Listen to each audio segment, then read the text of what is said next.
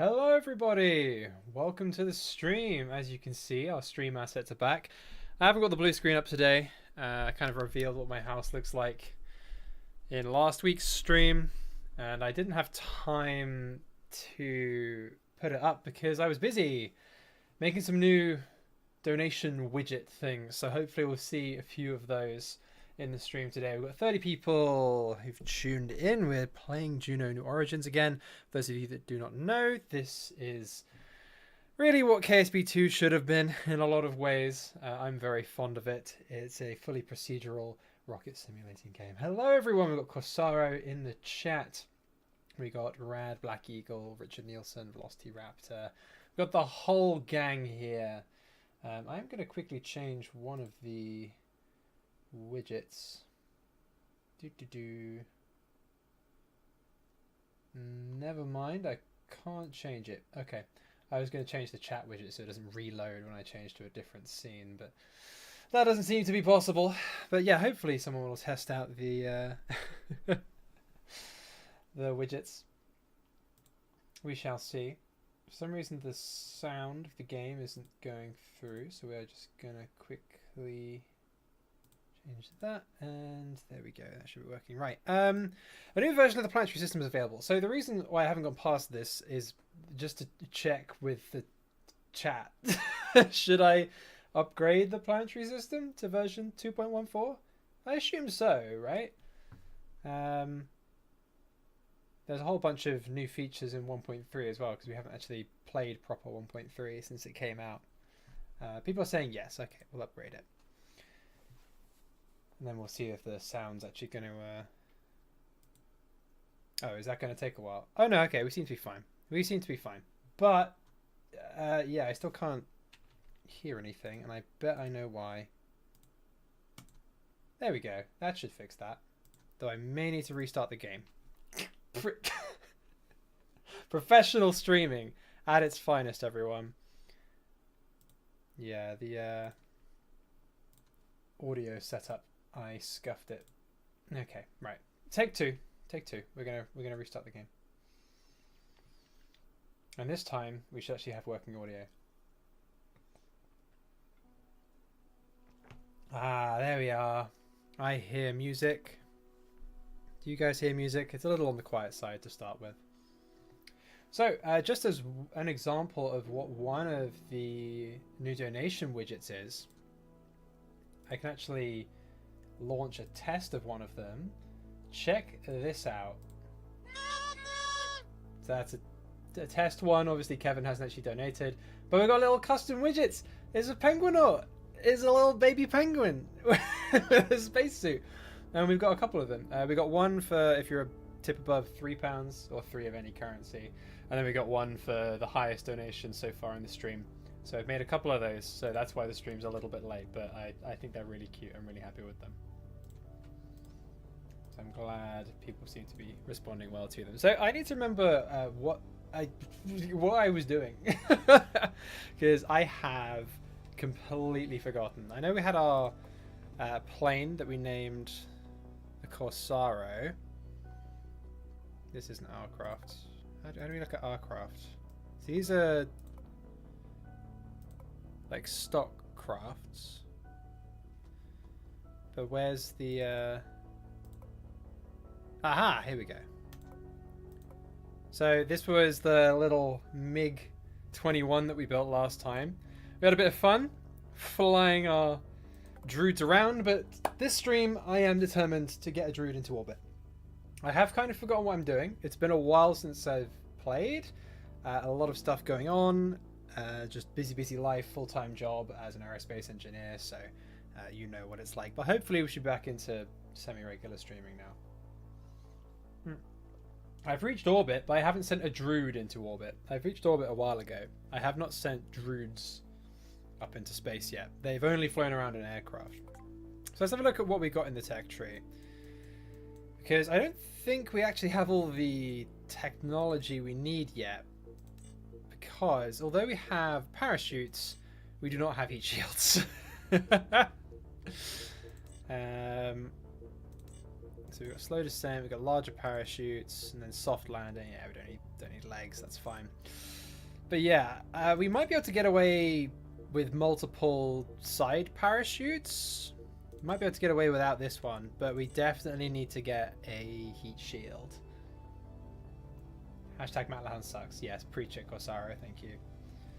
Hello, Pedro. Meeting now. I have to watch the upload. That's quite alright. Hello, Pedro. Welcome to the stream, and welcome to future Pedro, who is watching this stream recorded. Do you see all the up messages being spammed when you bought the UR700? Yeah, I did. There was a lot of spam going on the UR700 stream. It was a much more active stream than this is probably going to be. At about, didn't it almost peak at like 200 people at some point? Yeah, it was a pretty wild. There were a few cults. There was an orb cult. There was a strut cult. Let me think. There was a fuel line cult at one point as well. Yeah, there were a few different cults. A few different cults in there. I don't know why I stream Friday evenings, because I'm always absolutely exhausted. By the end of the week, I can't string a coherent sentence together. Anyway, we need 30 more tech points. So let's have a little look at what we can do to get those tech points. So we've got a few of our standard old missions here. It might be an idea to launch some CubeSats just to remind ourselves what on earth we're doing. As I said, it's been a little while. I think that would be a good idea. And let's have a little look at what milestones we could get. So yeah, that's a ways off. Oh no, this one, oh, this one's almost complete. This would give us the tech points we need. All we need to do is recover crafts. So if we recover anything, pretty much, we'll get 40 tech points. And also if we blow some stuff up, that is also very possible. Okay. Yeah, we can do that. And what about places to visit? So we visited a few of the different ground stations. We've got the South Pole and a few other ground stations left to visit. And a few different sort of records we can do. Okay. I'm thinking let's do that CubeSat mission. I don't think we have any active contracts right now. No, we don't. Okay. So, yeah, we're back to rockets this stream. We've done enough planes in previous streams. We've got a few more people joining in the chat. We've got Fabuki, Will, Ansys Man. Might have been the culprit of the up messages. I said to change the UR700 name and it started from there. Yeah, because I was overwriting the UR500. And even though I have those craft files backed up, people were freaking out in the chat. Like, Benny, don't overwrite the UR500. Which I did appreciate, but it was funny. Okay. Do more than one satellite contract at a time. I won't complain as long as they get to their destination. If you want to do so, make sure you assign the CubeSats to the right contract in the designer. Okay, launch for 2 CubeSats. Don't we already have the rocket for this? I swear we do. So these were our... Why were we naming them after vodkas? Is it because they were powered by alcohol? I suppose so, the early rocket fuels, right? We got our our suspect rocket plane. We had our Casaro, Vibuki. That was one that we got a few. Yeah, got a few of those ground stations. Rover Boy, of course, and then yeah, Santa Cruz. Again, not sure why I've named these, what I've named them, but I think Santa Cruz is what we want. Let's have a little look. No, I don't want that. Where's my Santa Cruz? There we go. Maybe because someone said it looked like a cruise missile. I don't know. Okay, this is gonna launch. This is gonna launch 4 CubeSats. I mean, we don't need that many, so we might as well delete a few and then launch those 2. That should be all right. What's our staging like? I've completely forgotten. We've got our interstage. Okay, it's just a simple 2-stage rocket. That's quite alright. And then we'll launch this from probably the alley pad. It's cheaper to launch from the Juno village, and I think we can. What are the limits? Okay, the limits are on size. It has to be less than 10 meters high. This is 12 meters tall. We could shrink it a bit, but nah, we'll just launch from here. That's fine. What are the issues? Fuselage modifier has a newer version. Okay, oh, things have been updated in 1.3. Let's just auto update everything and pray it doesn't break anything, but it may well. We'll have to see. Dropped this game a little while back, but video has a way of dragging me back to space games with little alien astronauts. I'm aware of the effect I have on my subscribers. Oh, I just realized, okay, the stream may have frozen. Oh no, we're good. We upgraded the solar system. We changed the solar system. So it has to update the cube maps. This is why I asked at the start of the stream, do I do this or no? And Deep said yes. You son of a bitch. Yeah, the camera is going to lag. Great. Well, cheers, Deep. You suspected it would happen. What? Why would you say yes? I said, do I press yes? Because I don't want to spend another entire stream waiting for planets to be recreated. And great. Wonderful. God damn it. Oh my gosh. Okay, so Deep has just like launched a nuke at my stream. Cheers. Now to look at Starliner. Okay, what's Starliner doing? In a case of indecision, blame Deep. That is... Should only update the planets affected by the update. Yes. Which planets were affected by the update?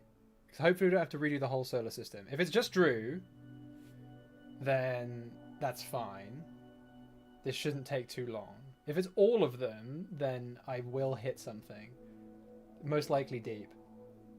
Oh, it's Starliner undocking. Is it? It's undocking uncrewed, right? Okay, just Drew, we're thinking. Hopefully not all of them. The camera is going to lag for a hot second. So it has to regenerate the cube maps, and I've got them on the absolute highest quality they can be. So this will take maybe another 10 minutes. Truly a KSP copy in the load time's the same. This is not a usual load time. So this is generating the cube maps, and then the load times are almost instantaneous. This is not a usual load time. Okay, so unlocking tonight, re-entering tomorrow, based off UK time. Okay, cool. 20 planets, yeah, that's in the whole solar system, but I'm thinking it's only going to have to do Drew, because it started on 4, right? It didn't start at 1. Oh, and I think I had a flicker. It might be almost done. Starliner's being a Boeing product. Oh, goodness me, don't get me started. Though careful slandering Boeing in the comments. You never know, you might be the next target of Agent 47. Whoever they use to get rid of their whistleblowers. Thing is, I obviously work in the aerospace industry. I am a spacecraft engineer.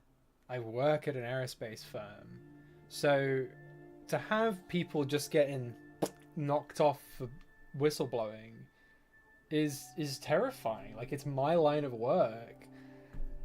Obviously, I don't, as far as I'm aware, work for a company as dodgy as Boeing, but it feeds into my decision when I left uni that I didn't want to work for a tier 1 contractor, and that's your behemoths like Boeing, BAE Systems, Airbus.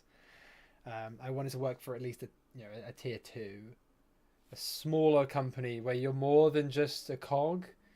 I've, within the course of a year, basically made myself indispensable at the company I now work at, which is an amazing feeling to be in. And so many of the other early careers have as well. They've come into projects, they know them inside out, and now they're very difficult to replace. They're actually important. You actually have responsibilities. Although, yeah, maybe a lot of pressure at the beginning of your career. Also an amazing opportunity to actually do well and impress people, right? If I'd gone to BAE Systems, I really don't think that would have happened. I don't think within a year I would have ever been given the responsibility to be able to prove myself like that, right? It would just be a bit too much of a gamble for an upstart grad. Whereas when you're at a smaller company, well, they have to give you important stuff to do because someone needs to do it and they don't have infinite manpower. Yeah, I think we had a little flicker, but still going to take another couple minutes, I think. That's what the NDA is for, but that's a little extreme.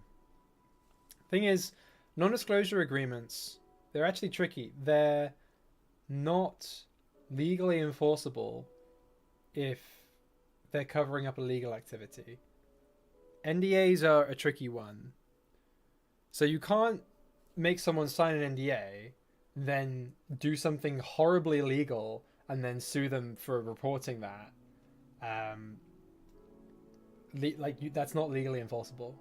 And most tenets of an NDA aren't. It's when it comes to intellectual property that it is. So obviously you sign an NDA and then you can't go out and be like, hello, this is how Boeing builds their planes. Here's all the schematics and everything. Here's the CAD drawings. Like, yeah, they will sue you into oblivion. But if you're like, you sign an NDA and then you go to the police and say, hey, Boeing are burying dead bodies out back of the hangars. Yeah, they can't really sue you for that. In case of a safety concern, it is legal to break them because it would be silly otherwise. Yes. So there is legislation protecting whistleblowers in those situations, which is why they couldn't sue them, which is why they've ended up assassinating them. Right? And that's exactly it, you know. NDA, and then when NDA fails, call Agent 47, right? Who doesn't love legal loopholes? Yeah, like shooting people. And when you're a massive multinational corporation, I mean, unfortunately, although everyone knows it's happening, what's anyone going to do? What are they going to do? Take you to court? You know? Even if you lose, you just appeal again and again and again until they run out of money. It's just a game of who's got the deeper pockets. At least it seems that there's some kind of federal investigation now. But even then, like, the fines that Boeing is getting for killing people due to their negligence are like less than a slap on the wrist to a multi-billion-dollar corporation. They're in the realms of like a few $100,000. They can take that. It's not really like they would have saved more than that on cutting corners. So it's not really a punishment or an incentive to do differently, if that makes sense. Hope you're enjoying the look at an aircraft while Beardy talks about Boeing stream. The US government kind of needs Boeing for military reasons and such. Yeah. Same with Lockheed Martin. A whole bunch of them. Northrop Grumman. That's another one. Scary thing is the fact they've got away with it scot-free. Well, I think they've shot a few too many, and there does seem to be an investigation now, but even then, I don't really trust it to go anywhere or anyone responsible to really end up in prison. Again, the most rich people ever get is a slap on the wrist. Rich people do not go to prison. They just don't. Don't happen. Anyway, we won't go too far down that that lefty rabbit hole. Rad says, loving the stream where Beardy talks about Boeing assassinating people. Yeah, don't worry, I'll be next on the hit list. Yeah, I hope I don't have to... Thing is, this is a public stream, and although I do not publicize where I work, I know for a fact that some of my co-workers tune into these streams now, because I had one come up to me at work and quote a weird-ass thing he posted in chat, and it took my brain... Like, there was the buffering symbol on my face, and I was like, huh? Wait, what? Were you in my stream chat? I don't know if he's in chat today. Please don't tell people where I work. Thank you. But hello, if you are there. Oh, hey, Boeing. Love those guys. Made so much money off their desperation these past couple of years. About to fall asleep looking at a loading screen. Yeah, hopefully this won't take too much longer. We don't have Pedro in chat to to give us an ETA. There's always some like growing pains when you don't stream a game for a while, like to ease back into it. So learning the controls is one thing. An update causing you to need to regenerate one of the planets, that's another one, I guess. Listening to Beardy speak over still images is more interesting than my non-still streams. Ooh, don't be too harsh on your own streams, Deep. I think I have a bit of insight on the aerospace industry, obviously working within it. The thing is that the kind of attitudes that everyone's slamming Boeing for, they exist across aerospace. They exist across the world, right? It's not an aerospace specific mentality. It's just corporate. You know, similar kind of attitudes are present where I work. Not to the extent of compromising safety on things that are safety critical, but very much a case of cut as many corners as you can to make the most money possible. That's just capitalism, baby. The problem is Boeing's just so monolithic. They're at a point where they can start bribing FAA officials and skipping paperwork and recertification and doing actually dangerous stuff and know they can get away with it. Whereas when you're a tier 2, you cannot. You very much cannot. Hopefully, I'd like to think I'd work for a company that also wouldn't do that anyway. But when things aren't safety critical, man, yeah, we cut some fucking corners that, if you'll excuse my Spanish.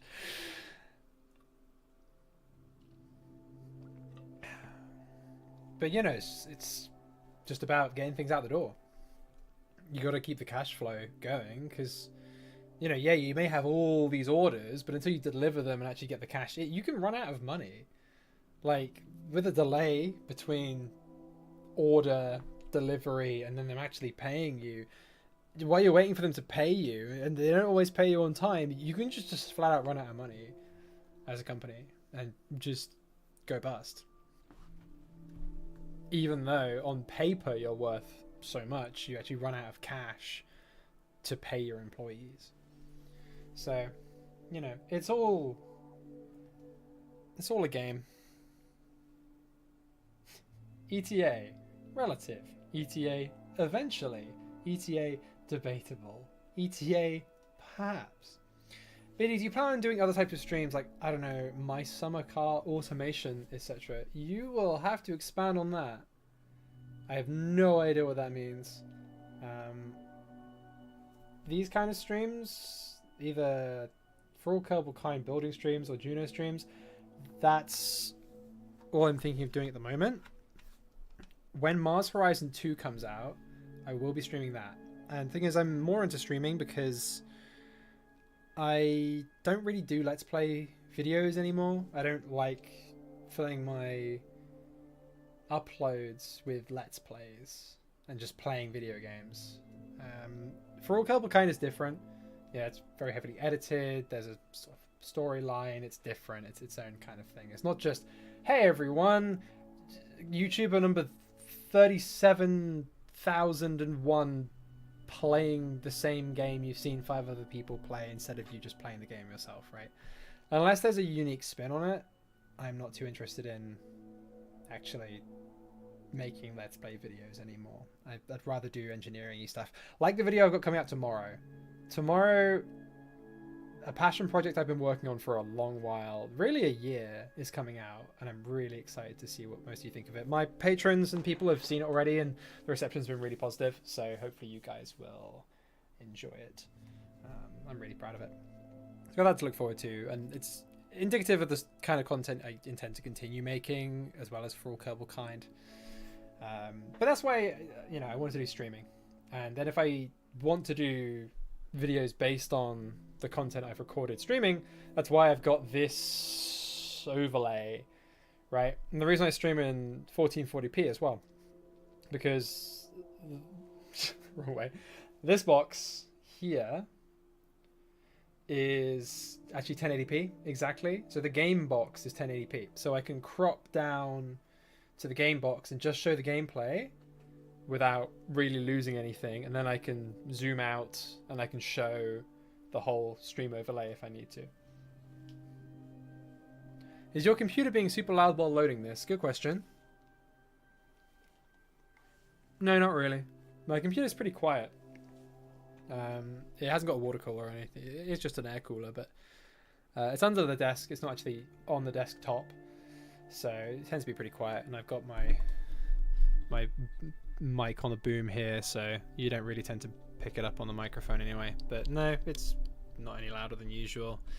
It's got a whole bunch of different, whole bunch of cores and a whole bunch of memory, and yeah, this wouldn't really be taxing you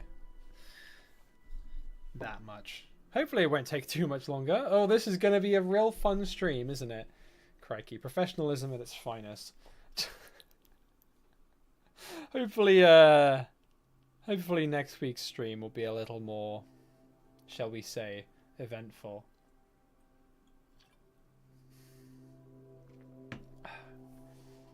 I don't know if I've said this before, but that's really clever, says Fubuki. What's really clever? Thing is, whenever you write comments or messages in chat, you need to give me context, because I'm just waffling. You could be replying to something I said a full minute ago, and my ADHD brain will have immediately forgotten it. You could quit the game, but the game might still be in the new system. Professionalism is not listening to me. Now, it shouldn't take too long, right? How long has this been? Oh god, we've been waiting for this for like 10 minutes. The whole stream so far has just been loading Drew, and there's 16 planets left. No, it should just need to do Drew. As far as I'm aware, only Drew got an update. So, if it goes to planet 5, then I will probably close the game. I'm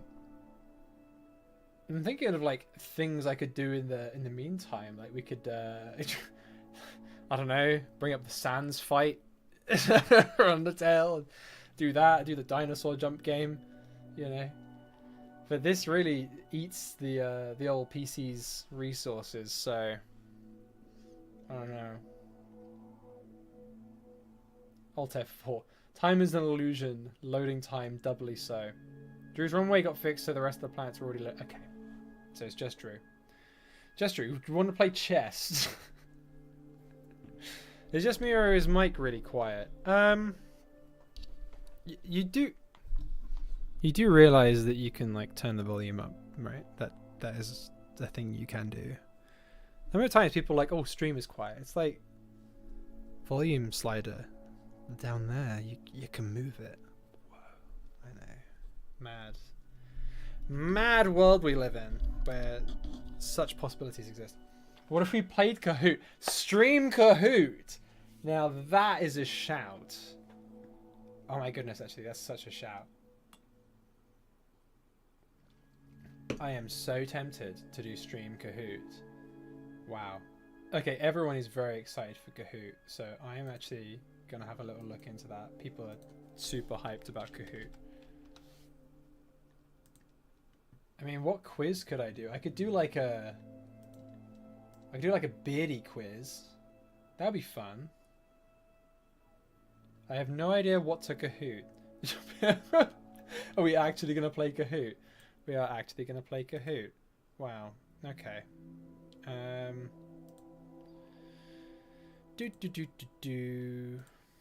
Let me make a Kahoot.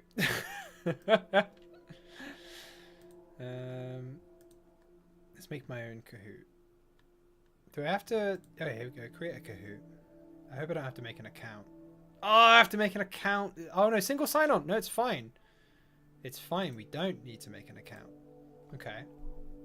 Single sign-on. My username is the Beardy Penguin.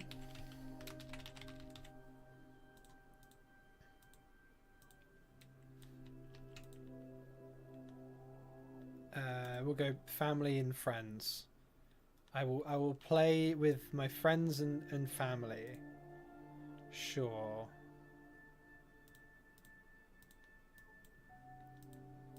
Doopy doopy doo. Okay, it can't use username can't use spaces. Let's fix that. Okay. We're doing Kahoot stream. I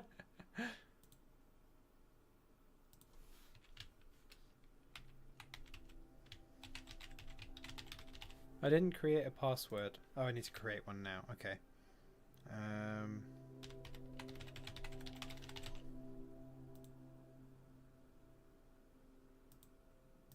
Oh, you have to sign up with your email? Goodness me. The things I do for my stream. Okay. So that's the game thing. Yeah, I'm still making it. I'm still making it. Let's create a Kahoot. Here we go. Can I add questions as people are answering them? No, okay. I'll make like a 10 question Kahoot.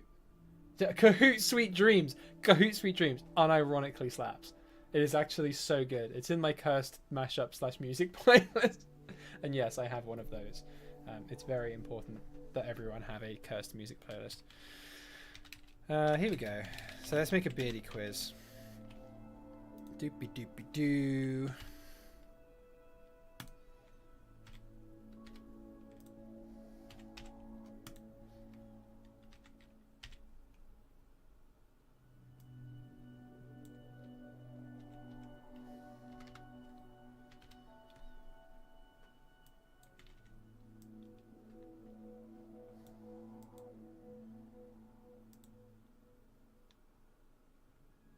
Okay, we've got question 1.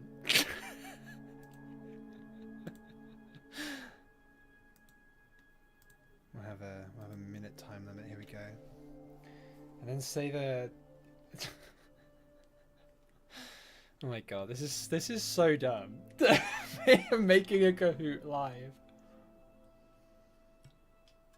I need to add that to my cursed music playlist. Brackets. It's just my normal playlist. Yes. Tarek is someone after my own heart, clearly.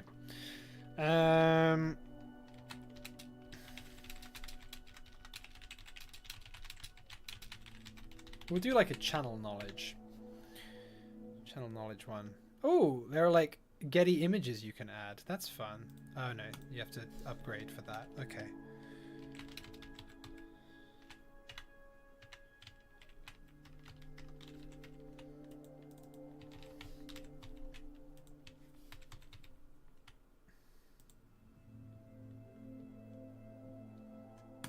We'll start with like. Oh, is Karnasa here? 2 streams in 2 weeks. Whoa, yeah. I mean, I'm trying to stream every week, every Friday at the moment. Problem is, on starting the game, I had a little pop-up that said, "Hey, do you want to update to the latest version?" And I said to chat, particularly Deep Space Industries, "Hey, should I do this? I don't want to spend another Juno stream waiting for it to generate cube maps." And he went, "Yeah, go for it. Update." So I did. And here we are. So now I'm making a Kahoot. Right, let's do another beardy trivia. There's not really oh, actually no, yeah, I've got a good question actually. Here we go.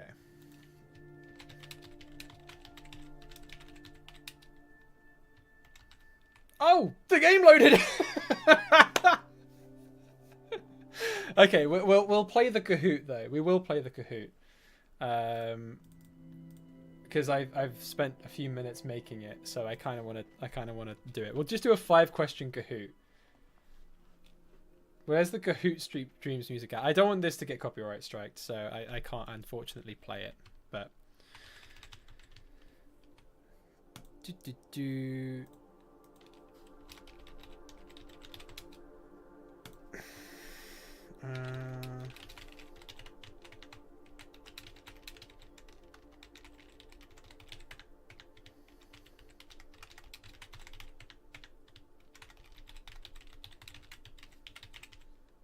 there we go. That's a good beardy trivia.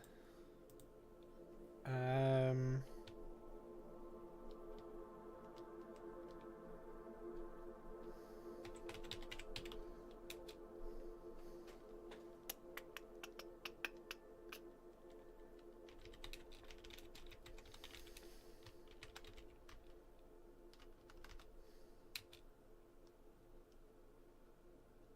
thinking of questions. This is my plan all along. Everyone gets to play Kahoot. Yeah, Deep was like, I'm sick of this Juno game. Let's play Kahoot.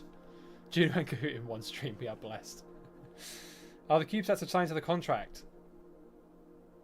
No. So we will need to relaunch the rocket. But never mind that. Ignore the rocket. We're doing Kahoot. That's more important.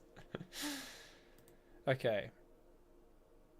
I'm going to move Kahoot into a new window, actually, so I don't need to show you all my stream details. That would be bad. Here we go. Beardy trivia. Hobby music is just going to be Kahoot. Okay, wunderbar.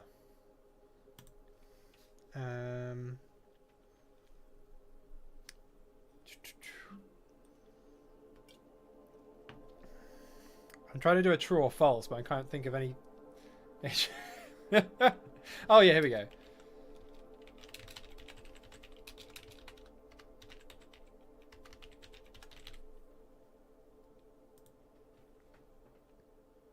Okay, last question. I know exactly what to do for this one.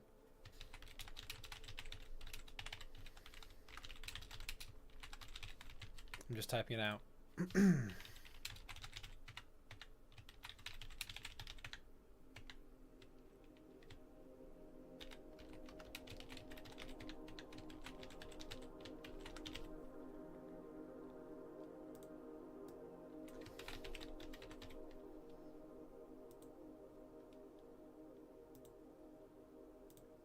Okay, I think this is ready to go.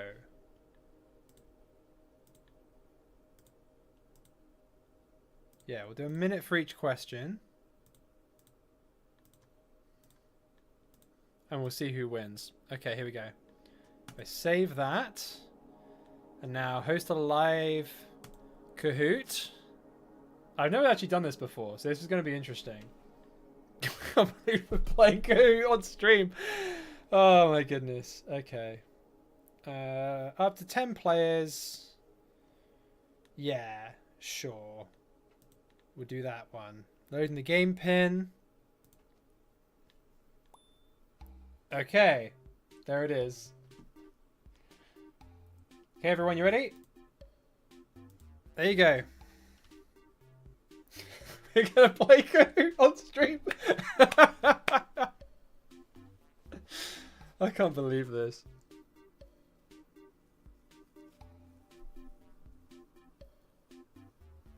Okay, we got one person. We got a Matt Lounge sucks. Yeah. I think it's max 10 people, right? Player limit reached. Okay, yeah, we'll have to play with that. Okay, we've got 10 people. That's and 55 people on stream. You snooze, you lose. Let's go. Beardy trivia. Here we go. I hope this doesn't. It's not going to show the answers, is it, on my screen? Hopefully not. No, it'll be fine. Okay. Yeah. How old is Beardy? How old am I? Does anyone know?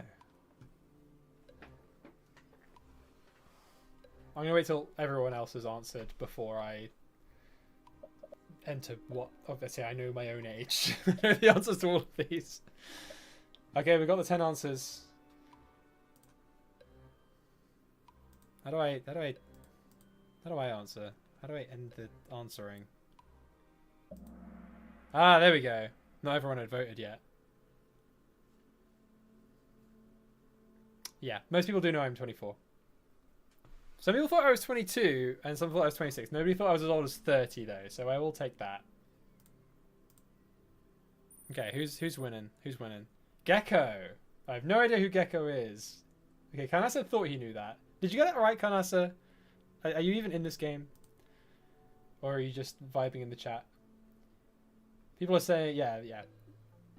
Here we go. Who landed on the moon first? I should have added like North Korea or something, shouldn't I? See if people remember this. Yeah, imagine being 30. Okay, yeah, you did know it, but you're not in the game. Okay, just put your answers in the chat, guys. See who's right. Who landed first? Yes, it was indeed the USA. Okay, those of you who aren't in the game, you can just answer in chat. That works too. Issa, no. Issa did not land first. Whatever Karnasa wants you to believe. As far as I'm aware, they haven't landed at all. Have you landed a probe? I think you've impacted a probe, right? I'm not sure. Have you soft landed a probe yet, though? Okay, true or false? Beardy went to the University of Portsmouth. See if you pay attention to my ramblings in Beyond Kerbal and some early episodes of For All Kerbal Kind. Did I go to the University of Portsmouth?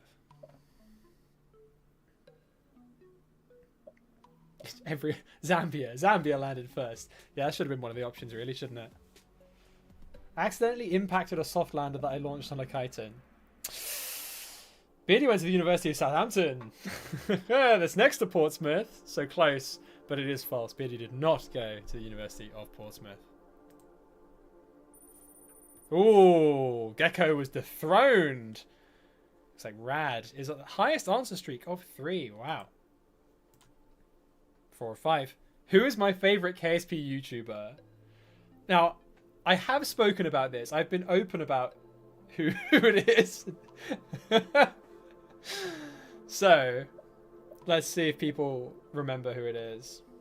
I mean, you can definitely guess who it isn't out of there. There's at least one who you should... I think he's probably going to get the most votes, but you should know is not my favorite YouTuber. Myself. If it's Matt, I'm leaving. Not Matt, I beg. Not Scott Manley. It's not Scott Manley. That'd be too obvious. If it's Scott Manley, and everyone would think it'd be Scott Manley, but it is not. It is Macy Dean. Nobody got it. Nobody knew. Whoa. Nobody knew it's Macy Dean. I have spoken about that, like, openly. That Macy Dean is my biggest inspiration just as a YouTuber in general. Macy Dean hasn't made videos in a very long time, but made the best Kerbal Space Program videos of all time. If you have not watched Macy Dean's content, then you are in for a treat. Like, if you like my content, you will love Macy Dean. I drew so much inspiration from him. He was just, yeah, basically the reason I do Kerbal Space Program YouTube stuff is Macy Dean. He is my favourite YouTuber of all time. Let alone favourite KSP YouTuber. Would have gone for that purely. I know the other 3 and don't really know Macy Dean. I'm surprised. Yeah, nobody got that. Yeah, obviously it's not Matt Lown. Hashtag Matt Lown sucks. I do love the guy. We're going to Space Creator Day together, which I'm really looking forward to. But the thing is, like, I see Matt as a mate rather than as like a YouTuber, in the same way really that I see Karnasa, right? Like, and obviously I know you're in the chat, bud. But like, you're a mate. Difference between Karnasa and Matt is that I actually watch Karnasa's content and enjoy it and think it's great. Whereas Matt's content is good, but it's targeted at a different audience. That's the thing. It's targeted at a broad audience. It's meant to be very accessible. He has started using mods recently, but until very recently, you know, no mods, all stock, very simple sort of mission profiles. So it's very easily accessible. And obviously he's been extremely successful in doing that, in making really, really accessible, broadly appealing Kerbal Space Program content. Once you're a few thousand hours into the game, that just can't really be interesting. So, like, I make content that I would like to watch, and I think Karnasa does the same, where we have really quite a niche target audience with the Realism Overhaul stuff. But we really enjoy it, and we love making it, and people are really passionate fans of it, so we don't mind that it's a smaller community. But yeah, I don't throw any shade at Matt's content. I think his content is great. It's just not the kind of stuff that I would watch. But I'm sure my stuff is not the kind of stuff that he would watch. He watches biking videos. That's all the YouTube he needs. Who's at the top now? I'm very curious. Is it still Rad? Still Rad. Okay, last question. What was my first collaborative KSP series? I did almost put my first KSP series, but it's been unlisted for a very, very long time, so nobody would know what it was. And it's not KSP Interstellar, for those of you that think it might be that. There was one before that. So I thought I would do first collaborative one. Let's see if people know what it is. Collaborative Warfare. Some people thought it was Kerbal Rising, and we had one for Fall of Kerbin. But no, it was Collaborative Warfare back 2015. And I see that really as the start of my channel. That's when I really started doing YouTube properly. You could say KSP Interstellar, which I made just before Collaborative Warfare. But it wasn't very good. Even though people look back on it fondly, people that did watch it. But I remade it better in every way with Endurance and Beyond Kerbal. That was what I wanted KSP Interstellar to be. So I was much, much happier with Endurance and Beyond Kerbal. I'm still proud of those series to this day. KSP Interstellar, not so much. You know, I made the series that was intended to be just later on. Once I knew how to video edit, and I knew how to install mods, and the game was a bit more stable and a better PC. Children of Dead Earth.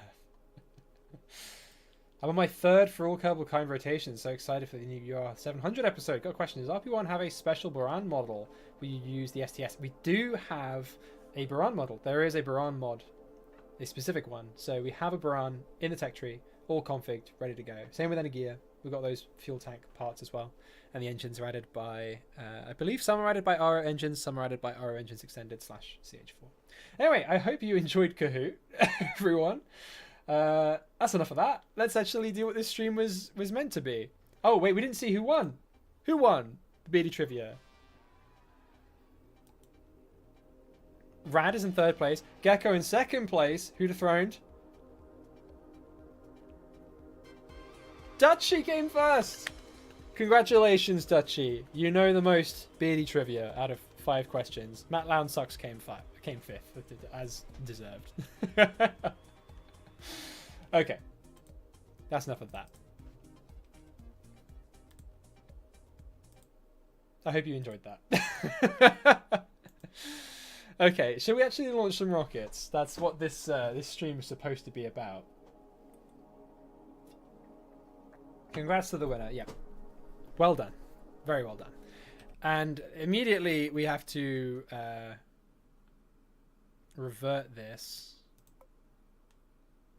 Wait, how do we... I don't want to exit.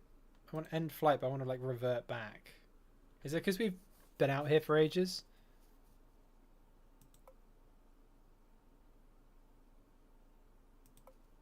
I want to, like, revert. How do I revert?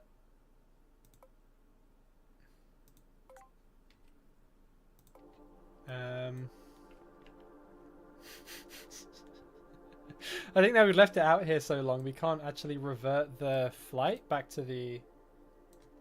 Do we have to recover it? Is it still worth the full cost?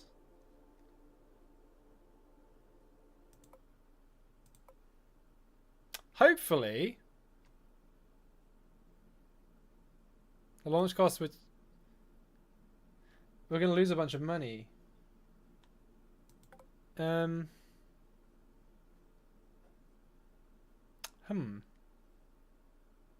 Is Deep Space Industry still in the chat? I know I gave him a lot of crap, but why revert? Well, because we didn't set the... You gotta, unfortunately, set the CubeSats to the contract.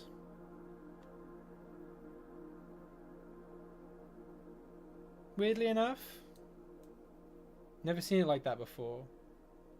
People saying Alt F4 without... I'm not Alt F4ing. Yeah, Deeper said, never seen it like that before.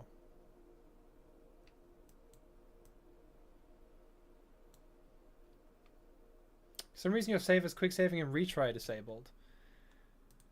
Huh? That's interesting. How do I fix that?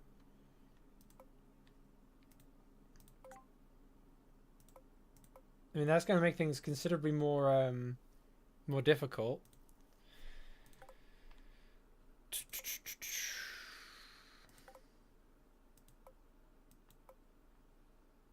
The CubeSats are set. Yeah, the CubeSats aren't set to the contract unless they did it automatically. Oh yeah, no, yeah, they're here. Launch with 2 CubeSats. They're here. Okay, we're fine. We're fine. We're good. We're good, team. Can we quick? No, quick save is disabled. Okay. I guess this is the new version. Having its way with me. I guess let's just not screw it up. Simple as. Yeah, maybe I should have tested this before the stream started. I was intending to.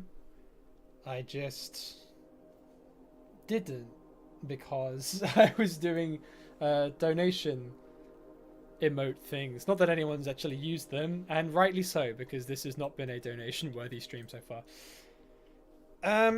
Okay, well,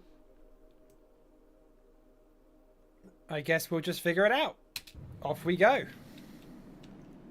Whoosh. Okay, let's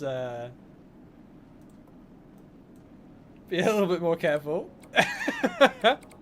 It had a lot more control authority than I expected. Why wouldn't we donate on a Kahoot stream?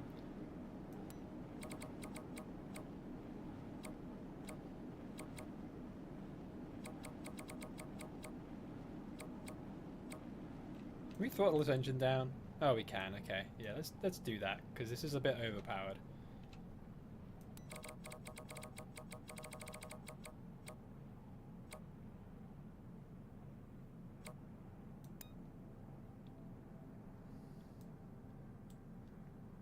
I need to remember where our actual apoapsis is. Oh, here we go, trajectory. Where does space start? Around Drew again? I don't actually remember. Is it 100 kilometers? I seem to remember it being like 100 or 120.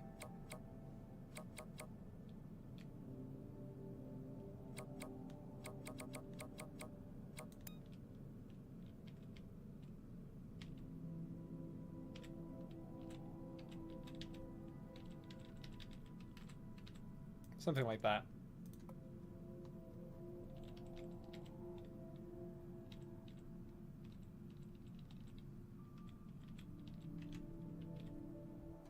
Oh, stage is burned out.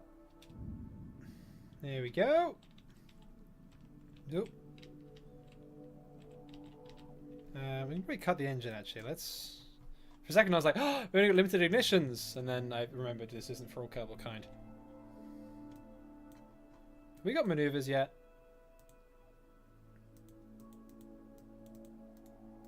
No, we do not. Okay. I've forgotten when you unlock those. Must be a tech tree thing.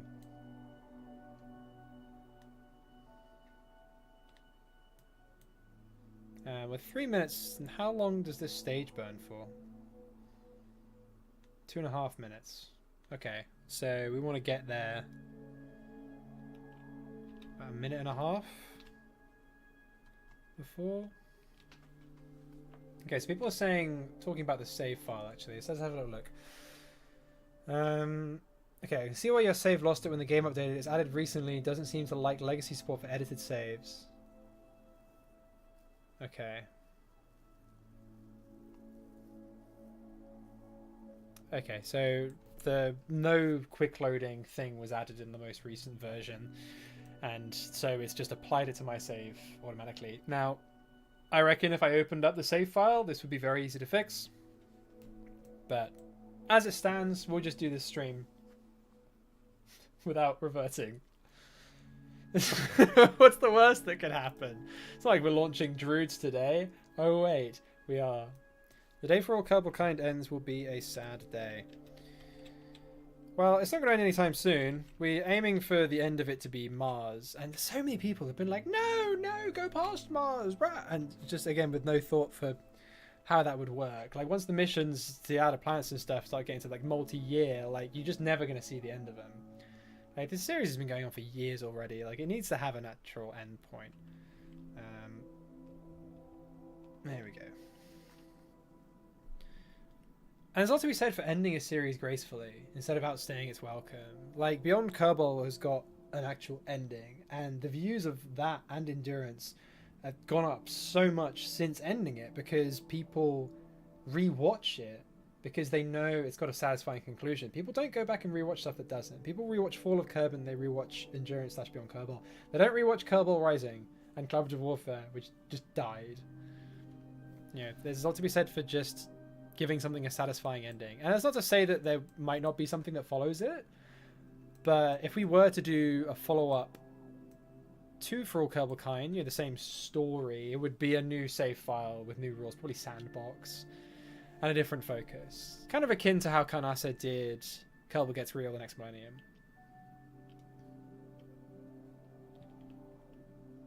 Right, I need to remind myself, yeah, what the Orbit Eve needs to be. Periapsis. Oh, we just need to have a Periapsis at all, basically.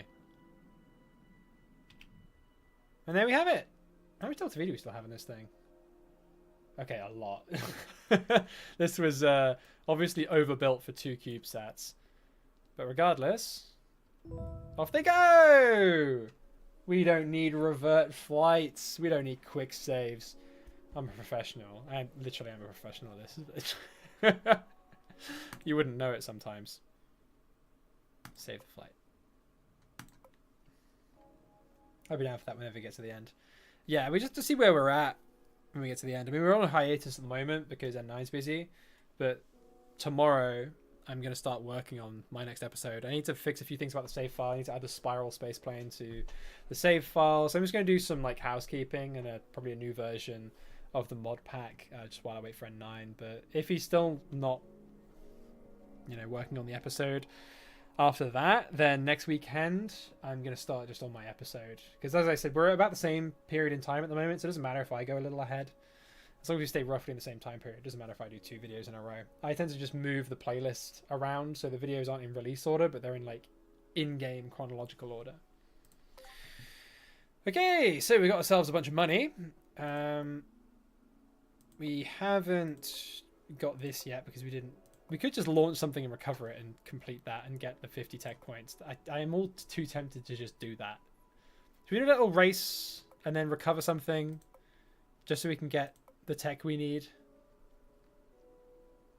I think that's probably a shout. Let's do it. Let's do a race or something. I mean, if we crash, then our Drood is going to be dead. You know what? I might have a little look at the game files and see if I can figure out how to turn it back on. If I can remember where the save file is. I know Pedro told me where it was, but I have forgotten.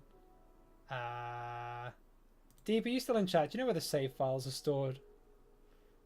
Let me go to my conversation with Pedro. See if I can see where Pedro told me it was.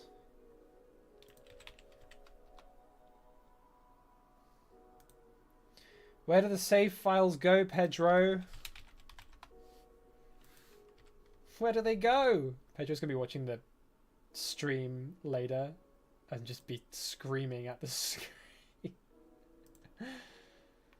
do, do, do, do, do.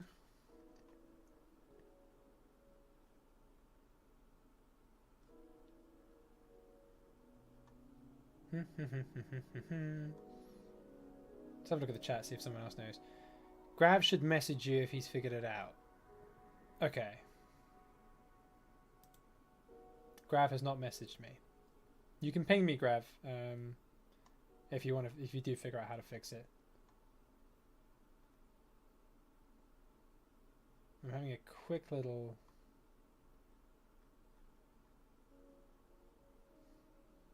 Contracts follow your custom career. Aha! Here we go. I found it. Oh, it's an app data. Okay, that's where it is. It's an app data. Okay. So we're in app data. Local low. Oh, Grav has messaged me. What you need to do is copy the stock tech.tree.xml file and throw it in your save rather than manually editing it. Okay. I will do that.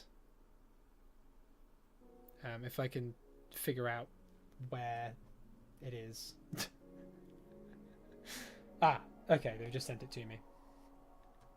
Exactly where it is. Perfect. Discovery.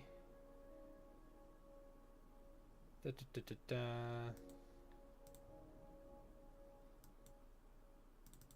Hello. Jundru. Don't mind me, guys. Just editing a save file. Simple Rockets 2, even though it's not named that anymore. Career. Default. Copy the tech tree.xml. And paste that into my hybrid one. I'm just going to exit out while I do this because I don't want to break something. Place the file on the destination. Hopefully, this will have fixed it. Professional streamer, everyone. We've launched one mission in an hour. Blame Deep. Yeah, I do blame Deep, actually. Yeah, how dare you, Deep. So we actually have a 1.3 career because we got a little bit of early access to the 1.3 career mode, but then all the rest of 1.3 has come out since. Okay, let's just launch something. Let's launch our Corsaro. Sure. From the village runway. We gotta actually resolve its problems first. That's fine. We can do that. There we go. Fix the problems. Sure. Where does it say the issues? Oh, it's in here. Do an auto fix. There you go. I do like that you can just do that. That's really nice. It is just auto break stuff. This probably still isn't going to say that the same place under a mass and stuff, but yeah, we'll figure it out. No, don't worry. The game isn't going to have to take ages to load again. That's going to be fine. I hope so. Anyway.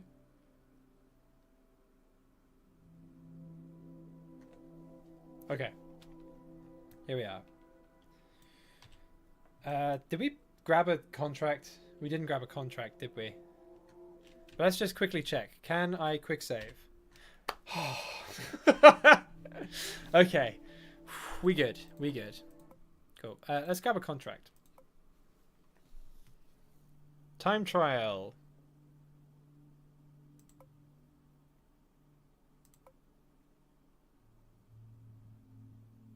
Oh, it's a village race. We weren't learning to fly, don't we? Or Valley Air Race. Let's do the Valley Air Race. Just like... Oh, come on. God damn it. Ah, here we go. We've got the retry undo now. What if I just do this? Will it literally...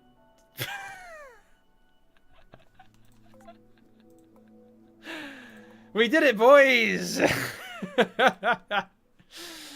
Easy tech points. Easy tech points. Okay. Well, that was a bit silly. We got the heat shield. But instead of like blue balling all of you, we are also going to do the air race as well. Deep, you're responsible for the 2024 Juno Beardy loading time. I'm an agent of chaos. That's why every Drood I control ends up needing a coffin. I don't do it on purpose, I swear.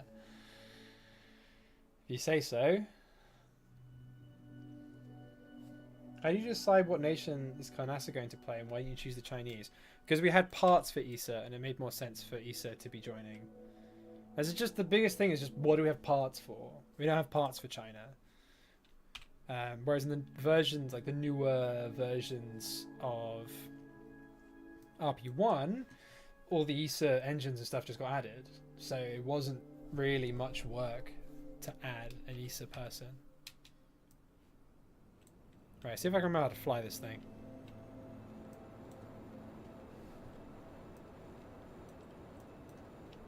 So I'm gonna warn you, I probably can't.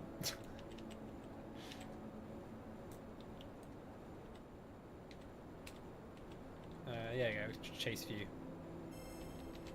Okay. Ooh. Need a bit of trim, I reckon. Yeah, 15% trim's a good amount.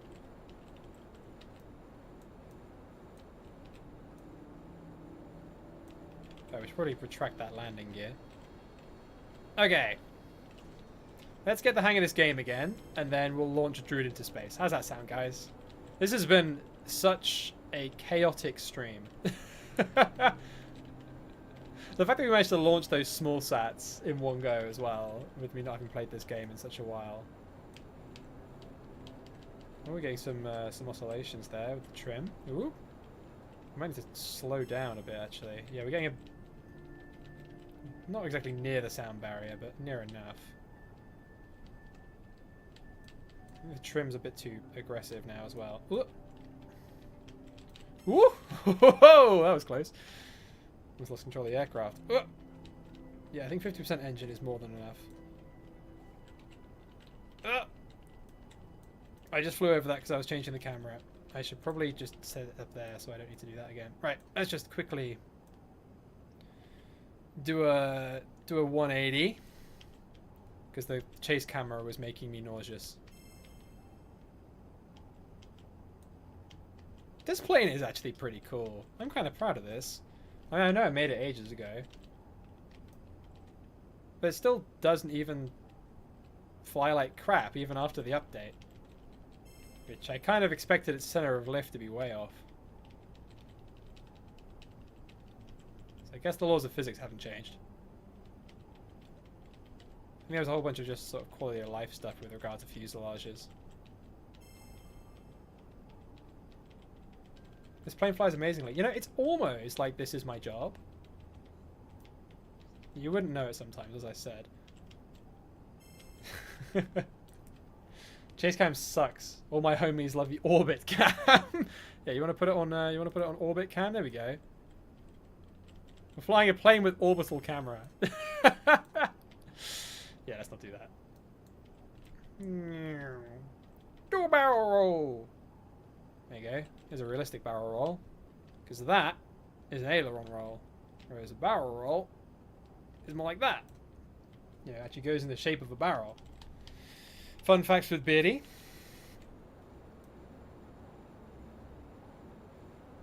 We don't even need the trim on now this thing's going at a feral clip. I think we got this through the sound barrier last time, didn't we? Yeah, because we did the fastest Drood alive. We definitely launched some Droods in rocket planes as well. I think we strapped a rocket engine on this, didn't we? Yeah, because we turned it into the YE-50 with a rocket engine. Because MiG-21, but obviously the MiG-21 in reality did have a rocket engine slapped onto it. Oh, I'm going to approach that differently so we don't smash into the side of a mountain. But of course, I did feature that in a couple episodes of For All Kerbal Kind. Sometimes this angle is not optimal for hitting this checkpoint without hitting the mountain as well, but there we go. Yeah, we definitely should have gone around the mountain that way. You live and learn. Or in this Drood's case, learn and then probably die. I remember the struggle with pumping fuel from the nozzle. Oh yeah! We were trying to keep the center of mass about the same.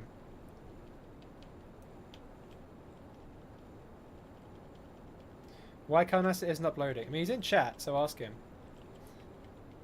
But I can tell you it's just because he's busy. We've all got full-time jobs. Yeah, people seem to forget that.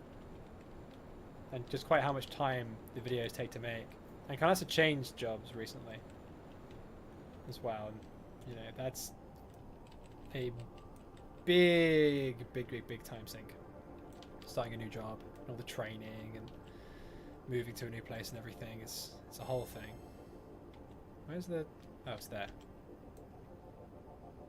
Flattest terrain in the Scottish Highlands. You're right about that. I've never actually been walking in the Scottish Highlands. I've been across the Pennines on an expedition, wild camping. That was honestly one of my favourite trips I've ever been on. I would love to do it again. Sort of staying in inns and the like. I put parachutes on this, right? I did. Okay. How much time do we have to... Oh, I didn't mean to do that. Gosh, that scared the life out of me. Woo-hoo-hoo!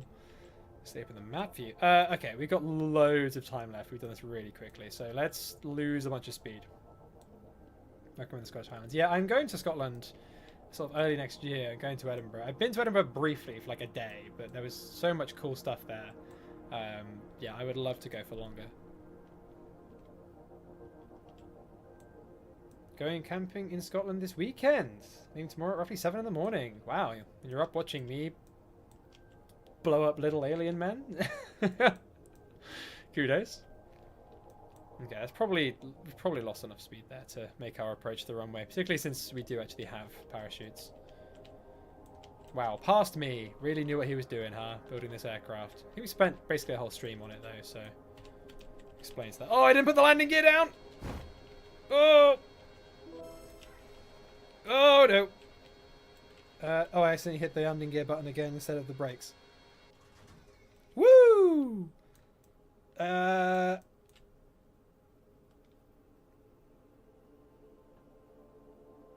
Any landing you walk away from? I think I put the brakes on. Are the brakes on? I thought B was brakes. Maybe not. Brake. Oh yeah, B is brake. Yeah. I think we just broke them. Probably by hitting them too hard. Oh well. Good enough. We did it, gang! Flawless landing. He's alive? Yeah. When will Matt join Full Couple? Never. Matt will never play real solar system. Not unless we're stuck playing KSP1 for another, like, decade. It's taking him a decade just to play mods. And the sequel, Crashing and Burning, that is, to play mods. Okay. I'm thinking... We got the technology, we got the money. Let's launch a Drood into space. Pretty certain we got the tech. We do indeed. It's 1.10 tons. Okay, cool. We may need to increase the size of our rocket a little bit. We can save the changes to this, actually. And load the Santa Cruz. This is what we're going to be upgrading. Okay. So, first things first, this fairing can go. How much do these things weigh?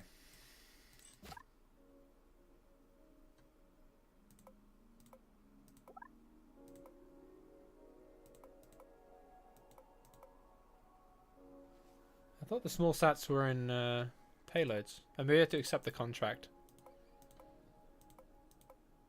Yeah. It does not say how big they are. We can look at the total mass, I guess. They're 4.76. Then if we take one off. Oh, they weigh 0.01 tons. Okay. Right. So basically nothing.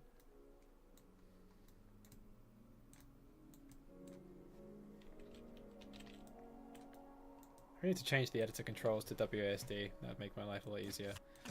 Yeah, somebody tells me this needs to be a bit bigger. Okay. Let's say this is a new one.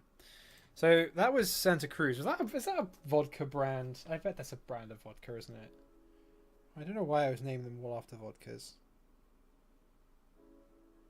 Is Santa Cruz a vodka? Santa Cruz vodka. It is absolutely a spirit. Okay. There you go. That's why it's named that. So we need another vodka. We've had Absolute and we've had Smirnoff. Yeah, who wants to suggest another brand of vodka for our next rocket? Unless we want to change to a different naming scheme, but I think this is a fun name scheme. Also, I'm going to turn my lights down a little bit because, crikey, my face does not need to be that bright. Okay, that's a bit better.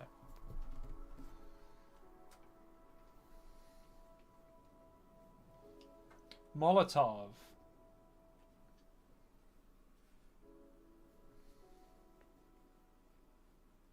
Soplika. It's a brand of Polish vodka. I'm going to check that doesn't mean something. I've already said it, so if it is something, like I have just said, like a abhorrent slur in Polish. Oh no, okay, it is the brand of vodka. Okay, phew.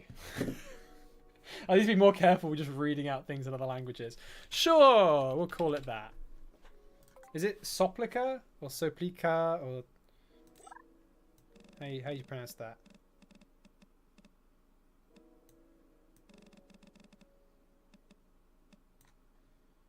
Take the bottom of the rocket off for now. Okay, let's make this engine a bit bigger. So let's look at the tweak panel for this.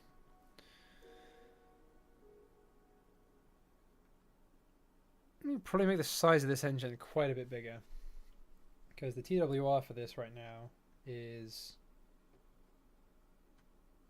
not good.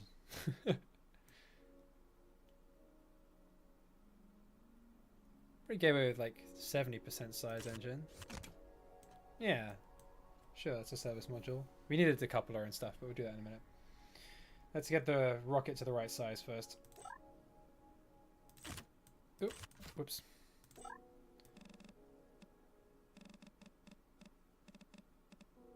Let's make this 3 meters long. Nice round 3 meters. Okay. 4 kilometers a second. Yeah, that might be alright. Where's the root part of this thing? Oh, there we go. It's a command disk. We don't actually need a command disk, do we? Because it's commanded by... What the heck have I done there? Oh, it's a fairing base. Yeah, we don't need any of them. There we go. Because we've got a command pod. Okay, 4 kilometers a second. That might be enough, maybe. What's the, yeah, we've got the nozzle length maximum. I don't think it needs 10 degrees of gimbal range. We do 5 degrees. Or 4.8, I guess, because the slider doesn't go exactly to where we want it to go to. Okay, so it's pressure fed. We could definitely make it perform a lot better if we made it a gas generator.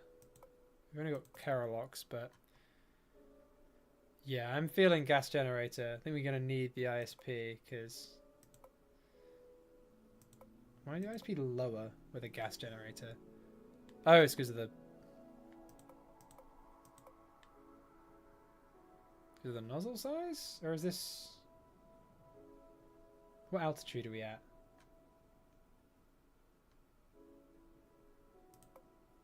I did not mean to go into Visi. How do I exit Visi? Ah,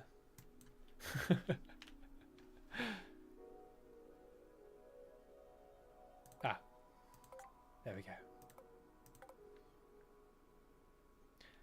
How do we change the altitude that we're checking this at? I have completely forgotten how to do that. Look how we're checking the ISP and everything. I need to know what altitude. Because it's currently 262. Scroll. Ah, it's down here. Okay. That makes sense. Why is our ISP lower with a gas generator than pressure fed? That doesn't seem right. Is it just the size of the engine? I think it's just the size of the engine, right? Because if we do that and we scale it down, yeah, okay, interesting. I guess with this just size of stage, you just end up losing more than you gain. Yeah, I got it. It's down here now. Cool. I could probably just do with this being a bit longer. There we go. Makes life easier, doesn't it? Okay.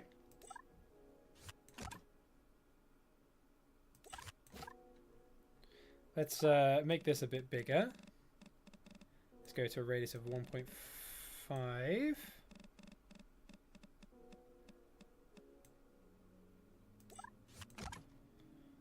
don't know if we can even afford to build this thing, but I guess we'll find out.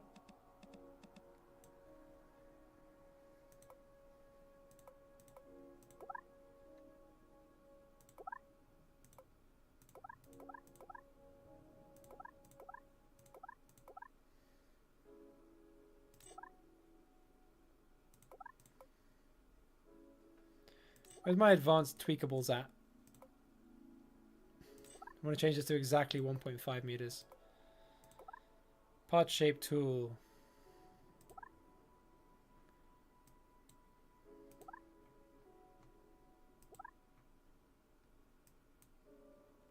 Here we go. 3. Boom. I'm a genius. Okay. Let's move these fins off.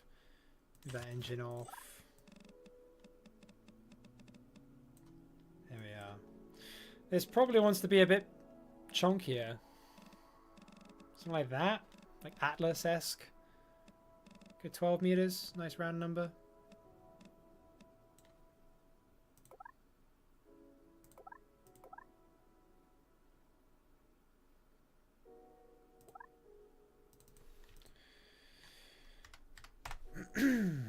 Okay. And slap the engine on. And probably make that engine a bunch bigger.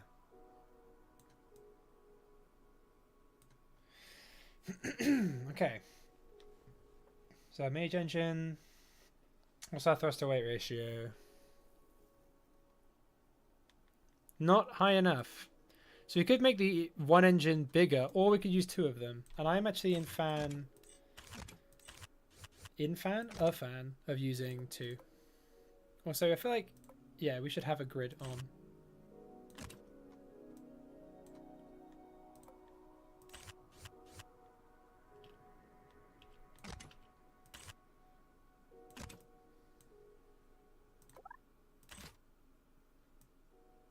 I did not mean to do that. Okay.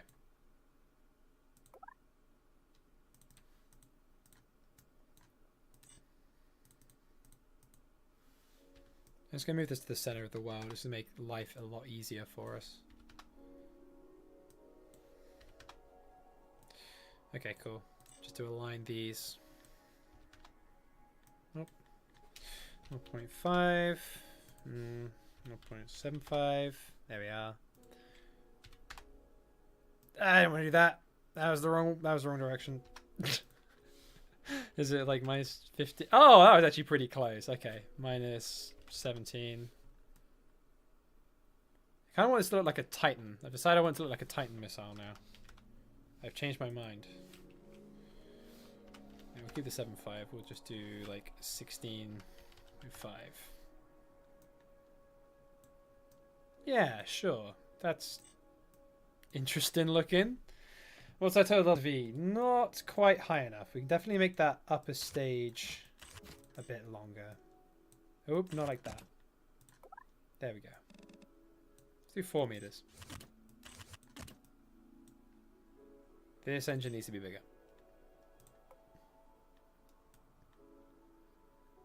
Just go for 100% actually.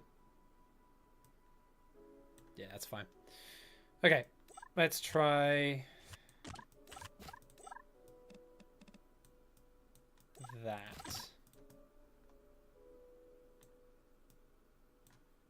Total V still not high enough.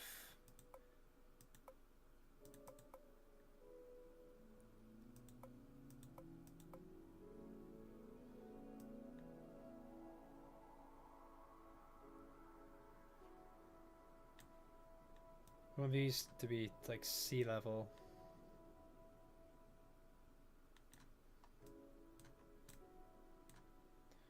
Well, probably optimized about 20.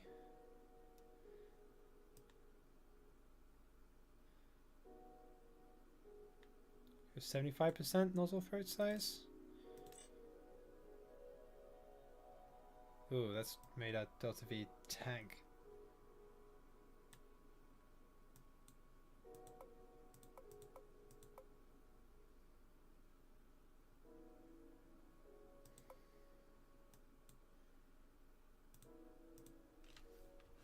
Unofficially call the capsule the spicy meatball. More like Blue Streak. It is looking a bit like Blue Streak actually, isn't it? Yeah, with the corrugate, yeah. You know what, yeah, I can see that.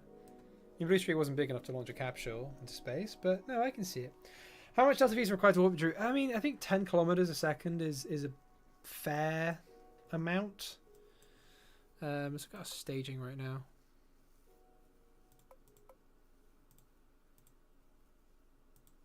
Yeah, okay, it's calculating it all right. And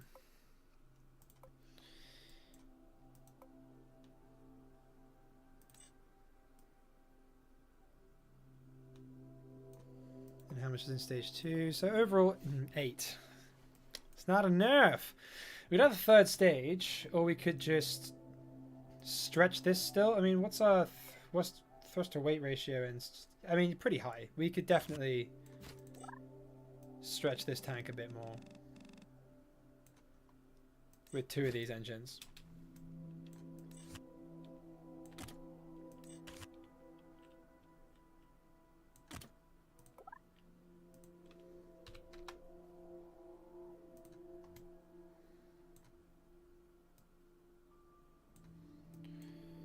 So that gives us a bit more to work with.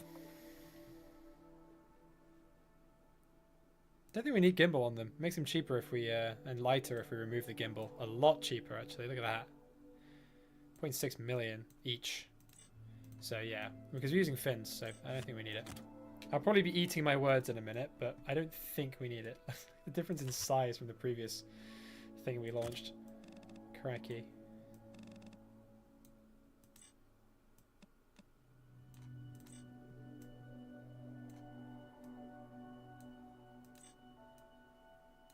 Oh, it's as big as we can make those fins. Okay. Good to know. What's our total LV look like now? 8.87. Might be enough. All of the V, none of the Delta. Bid reverts and quick saves are totally turned off. Our launch escape system thing in Juno. We turned them back on. I don't know if you left the stream or anything, but we did fix them. That's why I had to reboot the game. But that is re-enabled again, so don't you worry your little head about that. That's fixed. Doesn't mean we aren't going to have other problems, though. Oh, this is not symmetrical. Or is it? No. It is not. It's like the snap settings I've got on. Oh. Why isn't that snapping nicely? Okay, we'll do it that way. I was trying to do diagonals, but I guess the way that Juno does its geometry did not like that.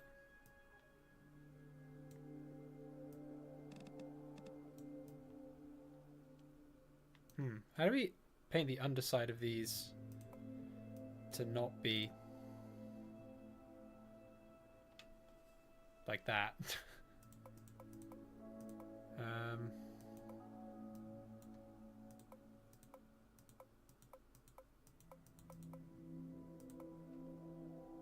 Is that like trim 4 or something?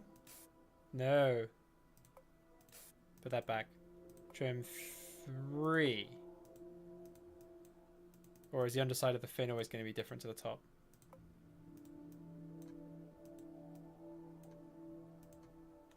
Trim 2? Nope. Okay, because the underside of the fin is always just going to look a little... Oh no, there we go, we fixed it. Okay, we got it. Cool, fine. We did repaint it. Okay. Weren't there some text things? Are they like inside of here? Yeah, they are. Oops. How do I get these out? How do I get them out of the rocket? Are they like structural now or something? Can I just delete them? Yeah. I couldn't move them out again. Right. Let's throw some text back on here again.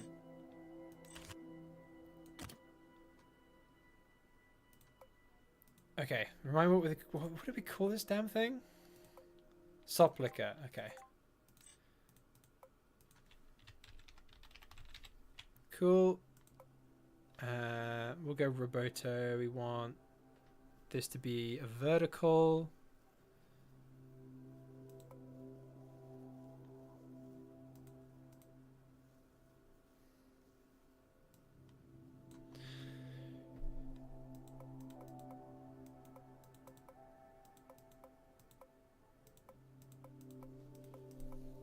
Remind me how I make this a vertical label?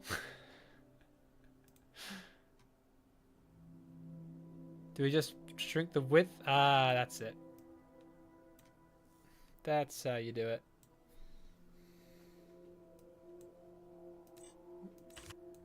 Make the font size. Still sop li because that just about fits. That's irritating. I guess if I added a space in there, that'll work. No, that won't work. Are we stuck with that? No. Oh, you gotta press enter. That's why.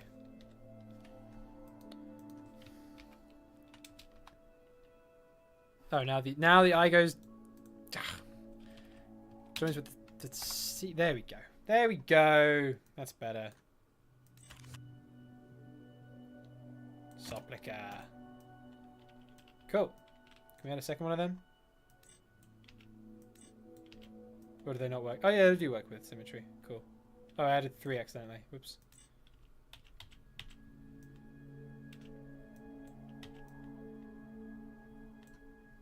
Yeah, 2's nice. Okay, 9 kilometers per second is pronounced Soplitzer, by the way. Oh, okay. Soplitzer. I'll try and remember that. Try some different fonts. Ooh, I like that one.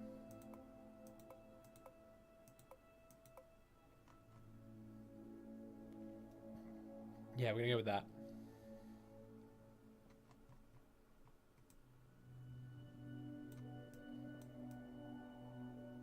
Is this curving the right way?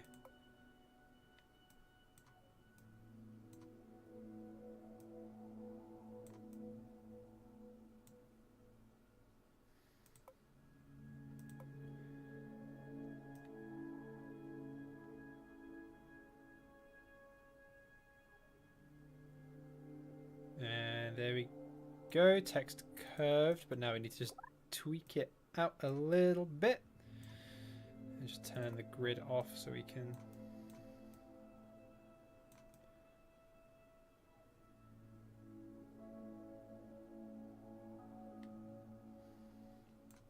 Sure. That's good enough. Oh, whoops. Okay, cool. And let's now slap a parachute and a coupler and heat shield and the like on this thing. And then watch its delta V just plummet. Where's the re-entry stuff going to be?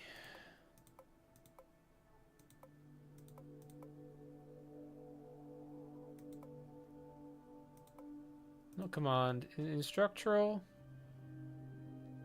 No, I don't see it.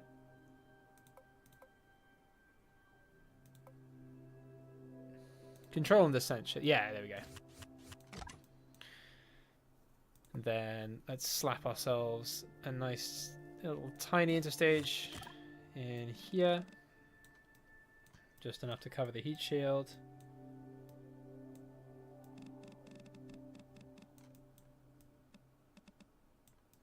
There we go. And then a parachute. We don't have a top parachute, so... Oh, we only have drogue chutes. Is that going to be enough? Well, I guess this druid is about to find out.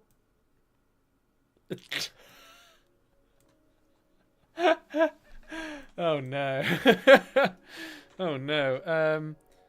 Okay, let's just make this parachute as big as we can.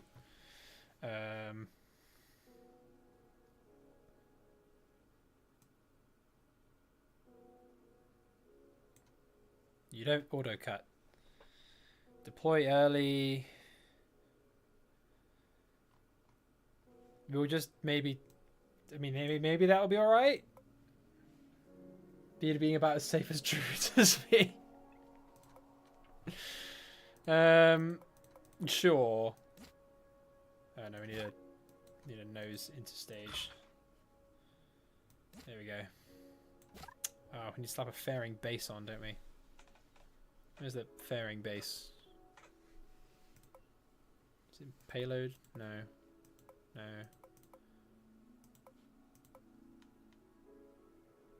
Oh, it's there.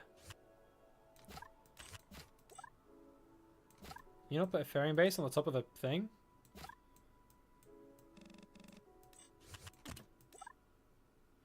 No, we cannot.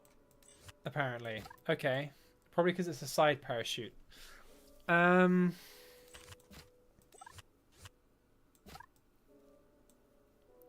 can like attach it on like that. Is that like actually attached? I don't think that's attached, is it? No, it is not. What if we attach a block? Can we do it then? No, this does not want to attach to the top of this. Okay. When using ferries, this must be the first part you connect to your craft.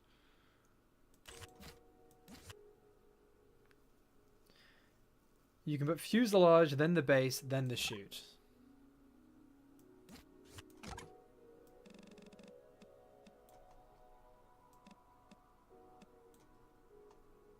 We'll give that a go.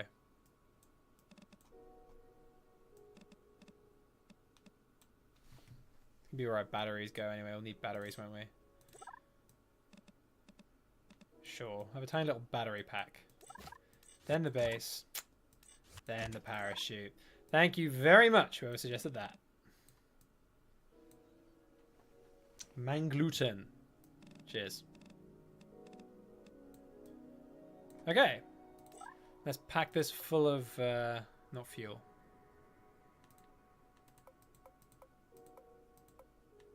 We can't, oh, it has to be a...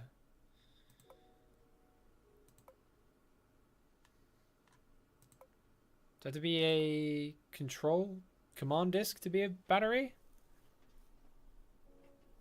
You want to contain electricity? Some batteries and gyroscopes we need to control. Okay, is there any way of just storing electricity? Maybe we haven't unlocked it yet. Someone stole your batteries. I mean, this has got batteries in it, right?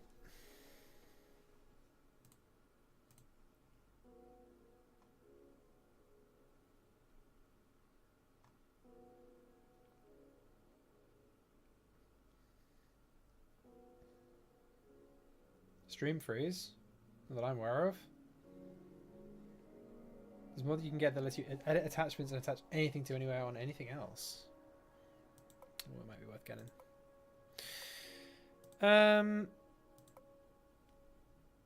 Oh, I accidentally paused with my guitar. Nice one, Velociraptor. Pretty sure there's battery pack somewhere. Okay, yeah, we just haven't unlocked it yet, that's why. So what I'm going to do is just remove the fuel from this.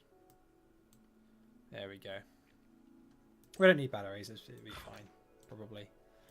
We're going to struggle to orient this when we're in space, because we don't have monopropellant engines. So this is going to be interesting. Yeah, this does have batteries. Or it has at least power consumption.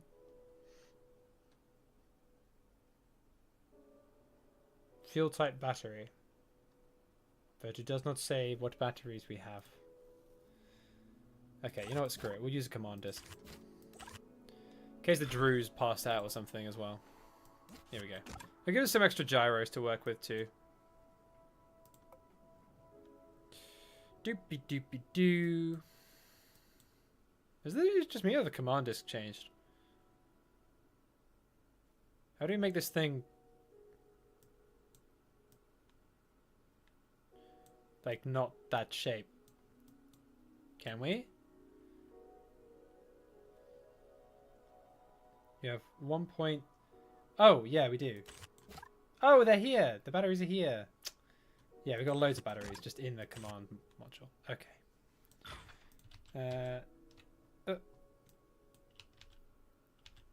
Let's put that back how it was.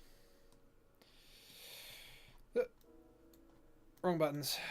Okay, so this can be shrunk down to like nothing. That put on there, that put on there. Okay, this... is that going to be good enough? I'm just going to...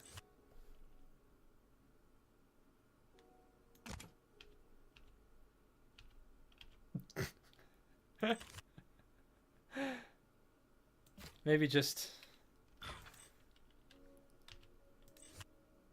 do that.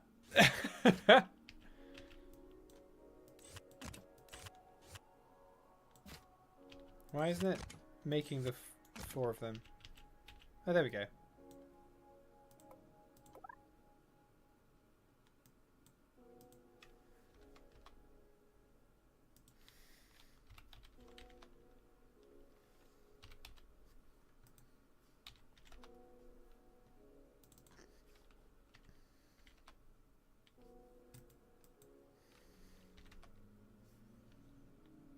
I'll remove that center one so we're not clipping too much.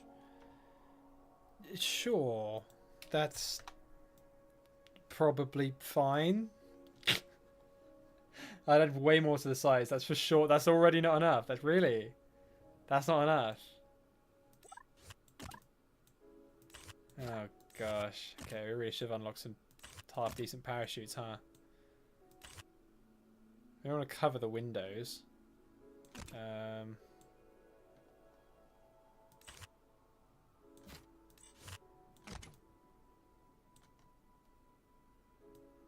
Do the Droods themselves have parachutes? That's a fair point. No, I want to say.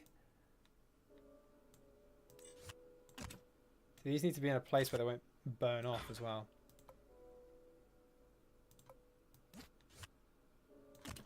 Why are these like attaching to the side of this weirdly? See what I mean? They're a weird angle. Guess we just have to rotate them.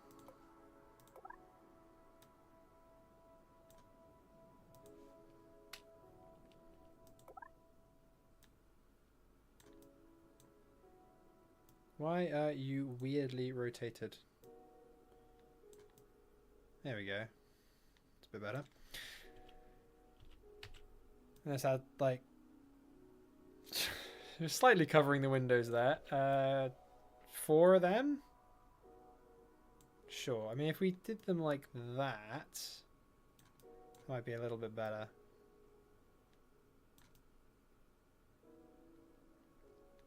Yeah, I prefer that.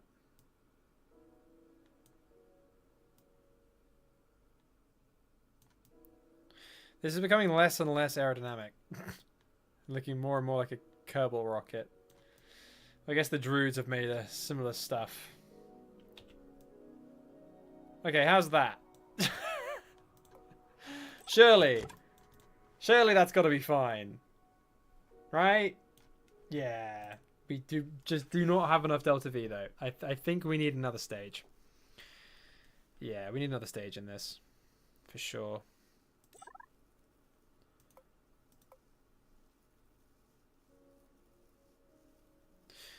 Okay, well that can be arranged.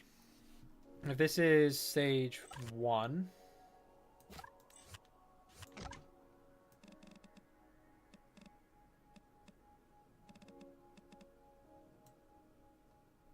Boosters be... yeah, no, you guys are right. Boosters would be a better shout than making it taller, because you're limited on how tall we can make these things. Yep, boosters. Boosters indeed. Exactly that. I like the way you think. The Matt Lown Aerospace School of Thought.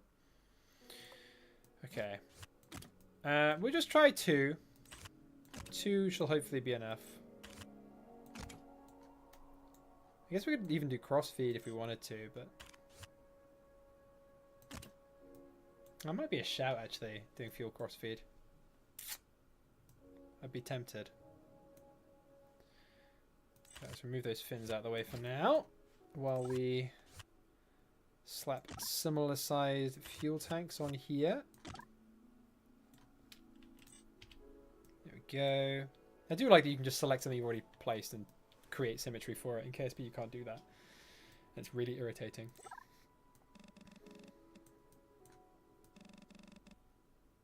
And this is... what was that? That was what, 17 meters? Yeah. So make these a little bit shorter. Slap some nose cones on them.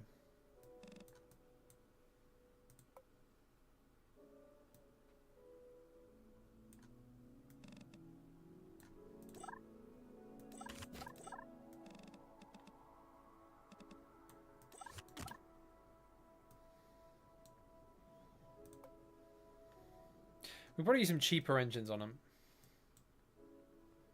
Is what I'm thinking. Do we use cheaper engines than these? Because these are spenny. These mage engines. We'd have solid boosters. That would save us a lot of money. How big can we make these?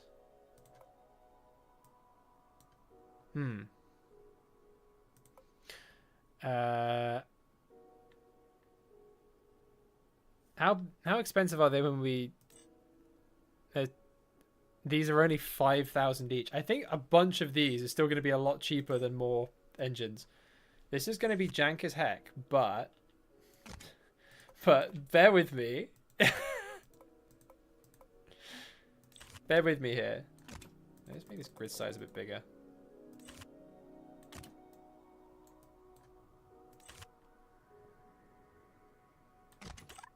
Oh, whoops. Didn't mean to do that. Put my rocket back. There we go.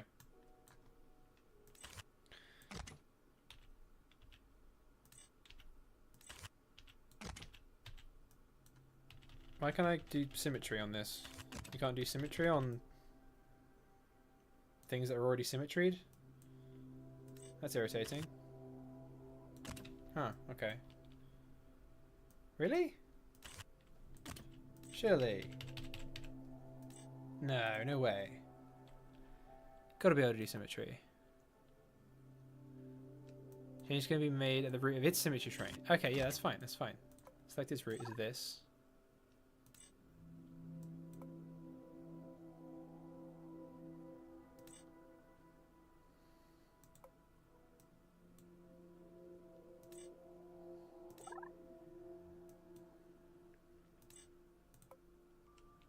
I am confusion.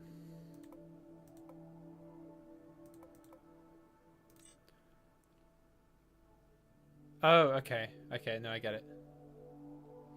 Okay, the easiest thing to do here... Yeah, it's literally what Velociraptor just put in the chat. Make one in the center. Okay, so if we stop the symmetry there... Then... There we go. We can do this.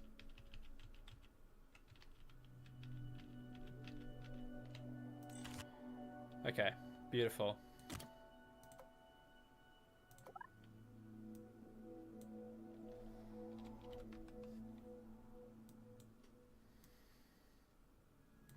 How do we make this like snap? Because at the moment they're like a really, you know, they're slid like that. And I'm trying to change the grid size here.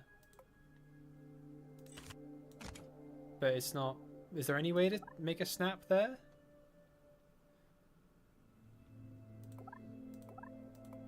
You see what I mean? They don't snap in place, they're just free moving. I don't know that there's any way to fix that.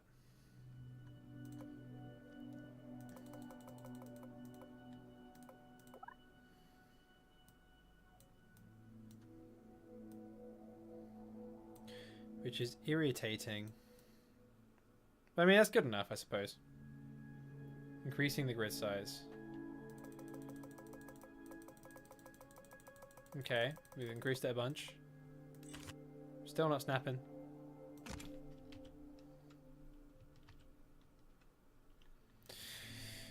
Ah, well. Oop.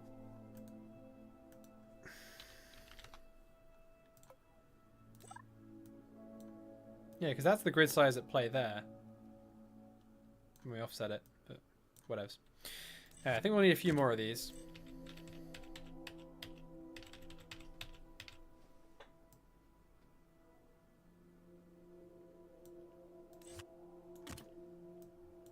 What on earth am I making? Saving money on boosters, ladies and gentlemen. And everyone in between. See, I mean, they're not like lined up, which is really annoying.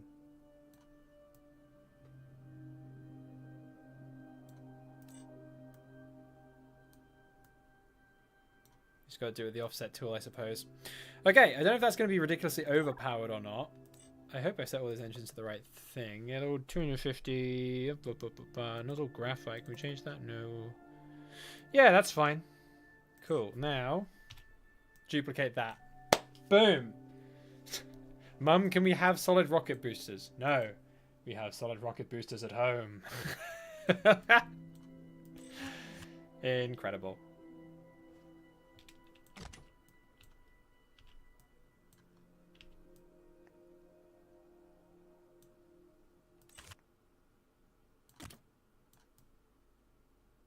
God dang it. You really can't get these on the diagonal exactly, can you?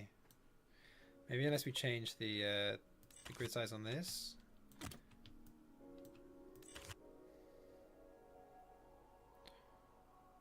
Or if we just do that. That works too.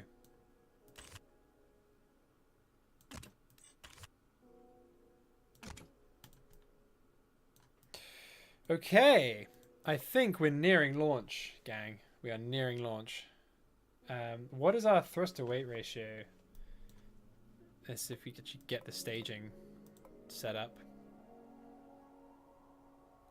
So with all of those firing, we add 0.4 to our thrust to weight ratio, but it's fine because we're going to fire the main engines as well.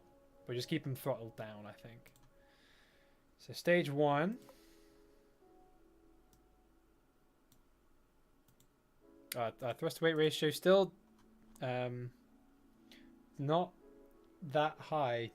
We might need to make these boosters a bit shorter. Then you fire the interstage. Once they've burned out, then the no mention that. Yeah, let's make these a bit shorter. I reckon that's the problem. Seems like there. Sure. Are these all full of solid fuel? Fuel type solid, fuel type solid. Oh, this isn't full of fuel. It's full of solids of fuel. Still 0.71. Can I ask us off? I need to watch some videos to figure some stuff out. Don't kill all the Droods. I will not take that advice, but thank you for your contribution. Typically need less than you think. Just making those engines bigger, they take forever to use the booster's fuel. What, these engines? Because I can't make these ones any bigger. These are as big as they can get. But these ones could absolutely be made bigger. So, you know, that's what I'm going to do. 125? As soon as we get above the TWR we need. We can't make these too much bigger without needing a bigger rocket. 135?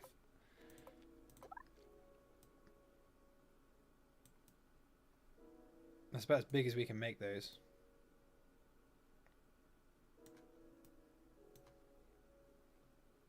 More booster engines, people are saying. The SIBs are literally just slightly more sophisticated fireworks. I mean, yeah, you are correct. These are not particularly advanced engines, but they're cheap. They're really cheap. What is their ISP? 168. Boy, oh boy. Favorite toy of every rocket nerd? Yeah, they literally are just fireworks, aren't they? Sure. Let's slap some more engines on here.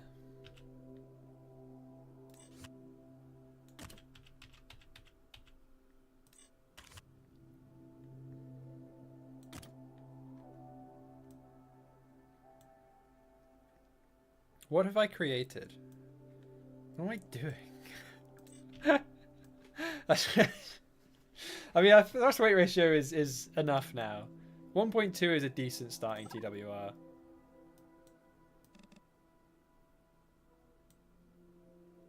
Yeah. I am happy with that. Maybe I shouldn't be. But I think this might well... How does it have less thrust to weight ratio now? Sorry, less delta V now than it did before I put the boosters on. Is that actually the case? No. No, it's fine. It does have slightly more. I guess everything's optimized for different altitudes, so I don't know. Maybe this will work. Maybe it won't.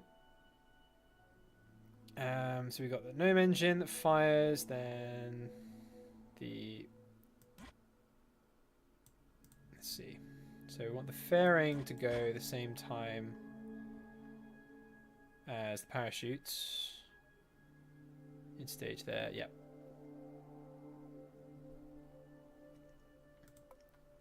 Okay. Let's give it a go. This probably won't reach orbit, if I'm honest. But we're going to give it a little go.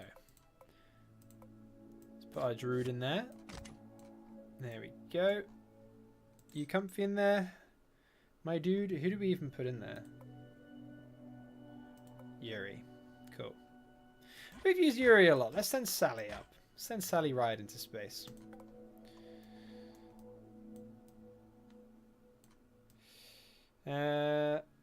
Okay. I think this is about as good as it's gonna get. We'll save it. And let's launch this damn thing. I mean, this is most of our money. Yeah, this has got to work. Thankfully, we can revert the flight now. What are the issues? Oh. Too wide for the selected launch location. Okay, that's alright. We can make those boosters a bit skinnier. Okay, 7.41 kilometers a second. Okay, so we just make this a little bit thinner and longer. It means we need to change the engines a bit, but that's okay. If I just disable the symmetry.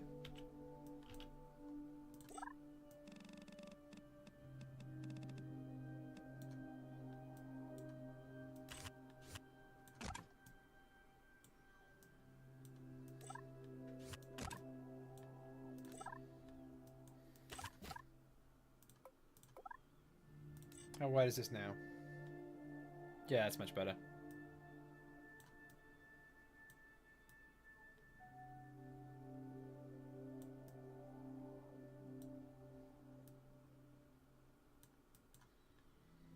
That might be a little too much thinner.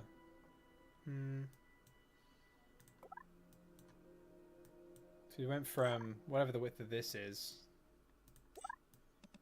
We go 1.25. Nice little halfway house. Sure.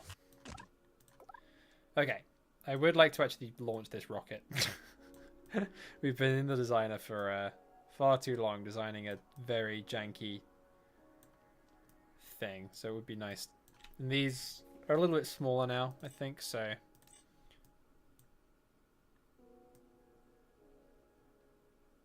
Why is the symmetry not working on these now?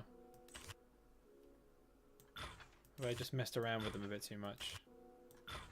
Quite possibly.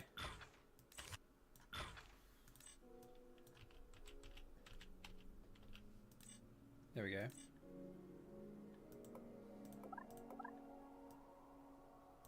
Okay, I've broken all the symmetry. Okay, this will be faster, won't it?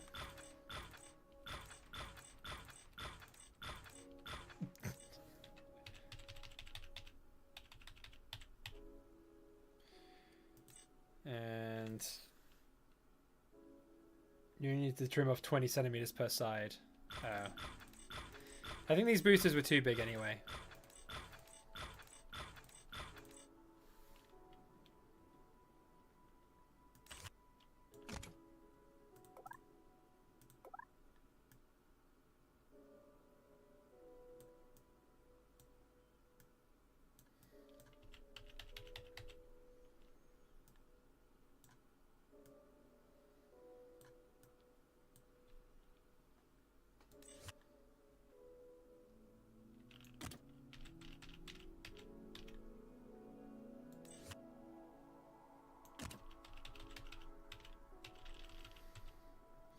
And there we go. Okay.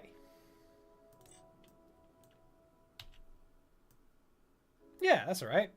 Perfect. Cool. Let's try that. Betty, why are you doing this to yourself? Just let it happen.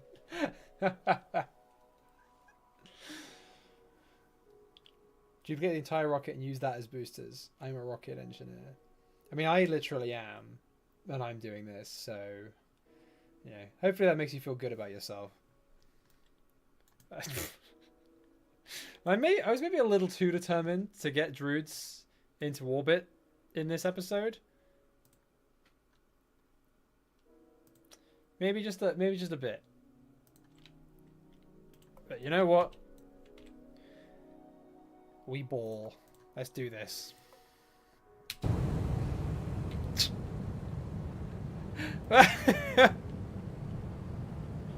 Those main engines on? Oh yeah, they are. It's taking a while. It's taking a while to spool up. Wow, that's certainly something, isn't it?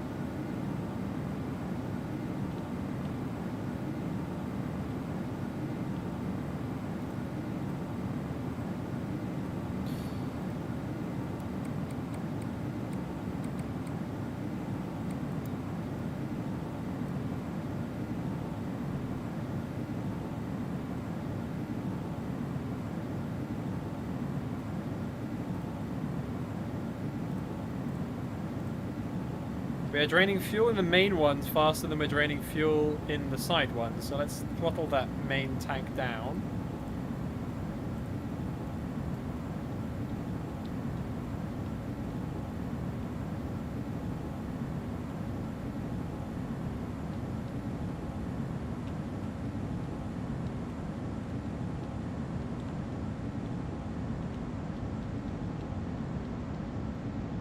Whoever told me to scale these engines up, you were wrong.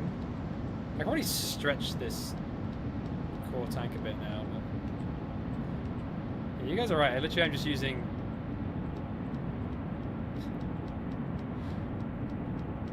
giant fireworks as my side boosters here. I'm not sure these solid rocket boosters were exactly meant for this.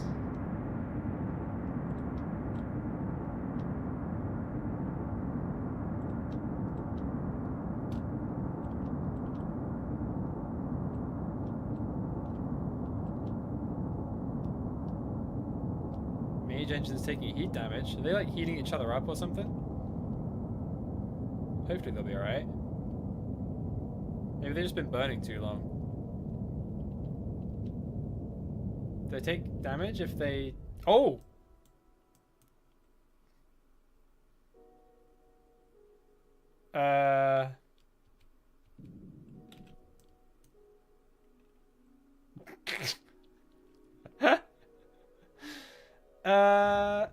I guess abort. We at least tested these parachutes work.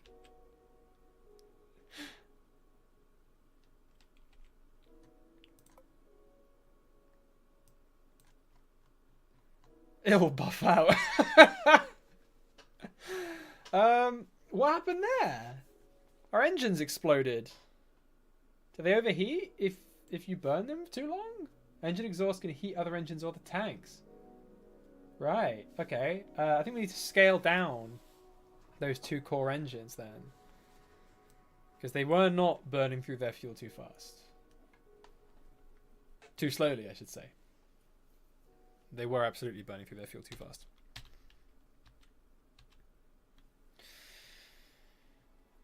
Okay, well, let's see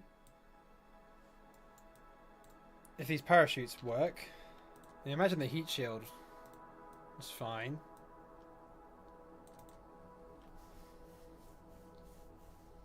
How is it pronounced again? Was it Suplitzer? Ballistic re-entry. Let's go! I'm just going to trigger those parachutes so they open. Yeah, we're coming in hot here. Did Droods die of G-forces? See, the acceleration's in. Whoa!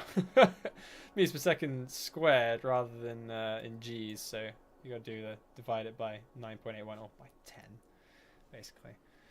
There was a big old spike in the G's there, but I think this might be enough parachutes.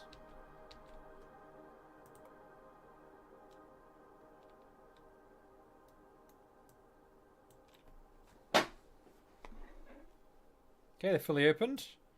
We're traveling at 28 meters per second. I don't know how much that's going to slow down by the time we get to the ocean. That's still a bit fast. That's why, like 60 miles an hour? Something like that. We are slowing as we get into the thicker parts of the atmosphere. Are we going to slow enough? Because these are drogue parachutes. These are not main parachutes. This is a very scuffed orbital vehicle. Soyuz MS-10 simulator. Very nice. Can Sally bail? Yes. But she does not have a parachute. Droods don't carry parachutes. You got bigger chutes, right? No. These are the only parachutes we have without unlocking more tech.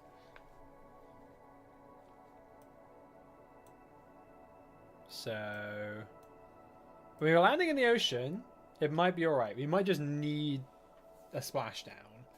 And we're only testing this because the rocket exploded. We are going to revert it. But I just wanted to check, okay, will we actually be able to get Sally back down again? You know what? No, I think it might be fine.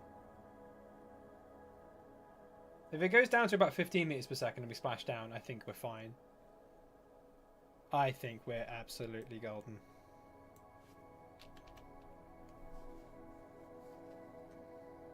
She can survive that.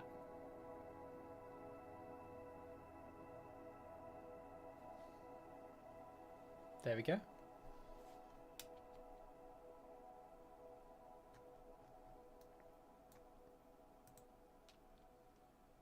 Do these auto cut?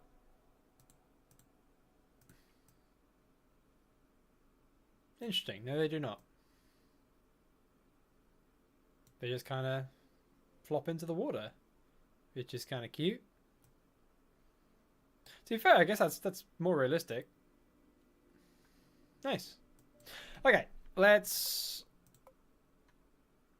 undo that and have a little look at these engines. So our starting thruster weight is 1.5. Okay, yeah, we don't need these to be this big at all, and these boosters can definitely be bigger. So let's take these back to 100. I reckon they don't need to be bigger than that. Give them a nice amount of space from each other and from that. Actually, no, we'll leave these up here so they don't get heated up by those engines either.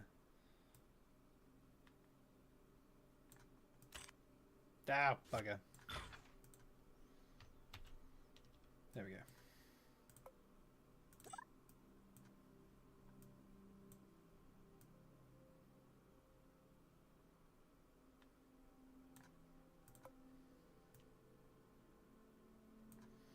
There we go. So that's right now. 1.2, that's fine. That's absolutely fine.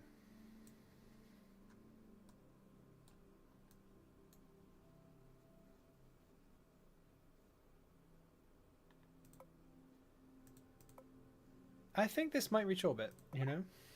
I think this might be okay.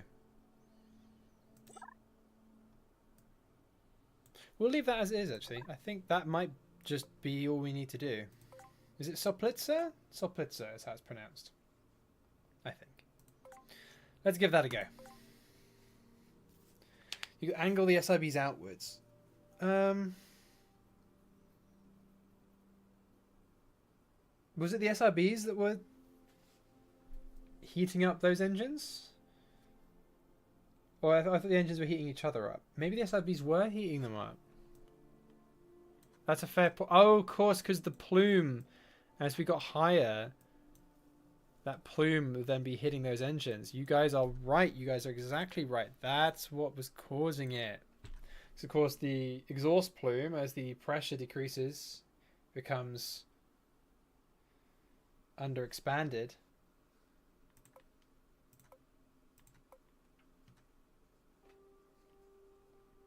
So let's actually tweak that. You guys are right on the money. This should be basically level with that. Then the plumes of all of them won't be hitting the other engines.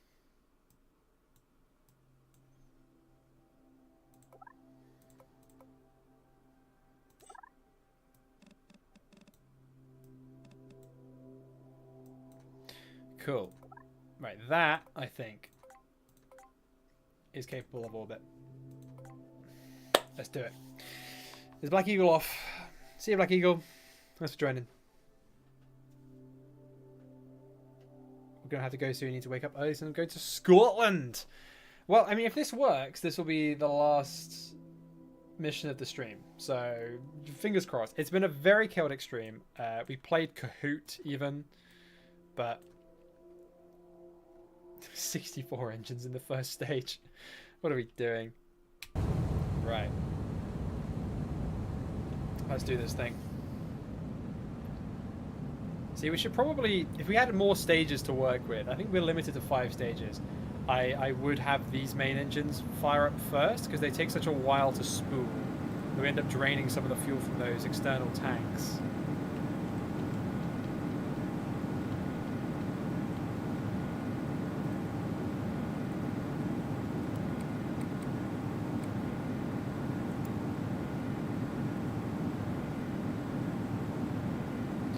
But we're off! And are we draining outer tanks faster than inner tanks? Yes, we are. Cool.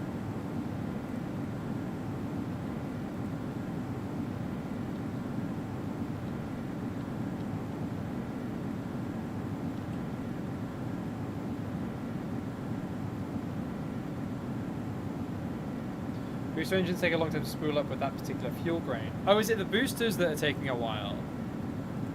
I thought it was the main engines. I didn't even look at the fuel grain. I forgot that you could change the fuel grain in Juno, but of course you can. I think I just pitched over way too aggressively. I think we're okay. It's because these main engines don't have gimbal. Because we were saving some cost. I think we're going to be alright though. Just be alright. We are through the sound barrier now, which means we should stop talking quite so much. Yeah, we're fine.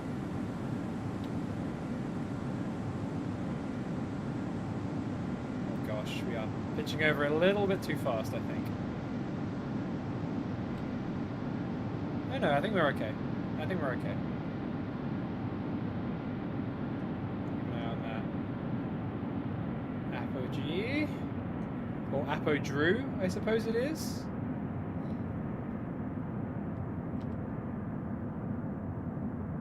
Keep an eye on these as well when they're finished burning. Okay, we're not having any heating problems this time. Yeah, you can see the plumes.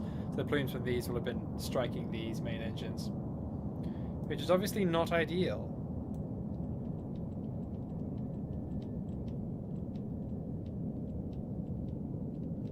Got a bit of like flame effects on the top of the rocket, which is cool. We're almost reaching booster separation. We have not pitched over fast enough now because we have no gimbal. Just gonna throttle those main engines down while we slowly turn over and ditch those side boosters. As soon as they are fully drained. And they're off! We've got quite a high apoapsis. We didn't really pitch over fast enough. Oh, and we're not stopping pitching. Let's stop there. Thank you very much. Okay, that's probably good. We'll throttle back up again. Oh no, we can probably keep the throttle low. Man, this was not an ideal ascent profile, was it?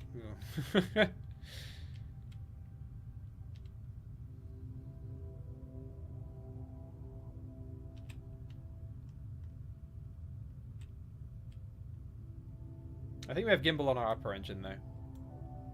So that should be fine.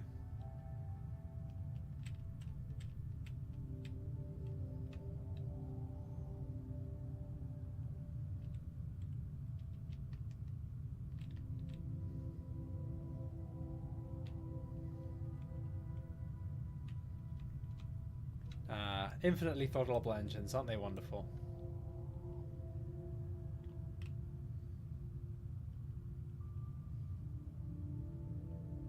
You can just gently cruise up to our apogee. Or apogee, I should say. Weekly Kahoot stream, Terex. Yeah, the gravity time wasn't ideal because, as I said, these don't have gimbal, so this is really hard to control, particularly outside the atmosphere. We're just relying on the gyroscopes.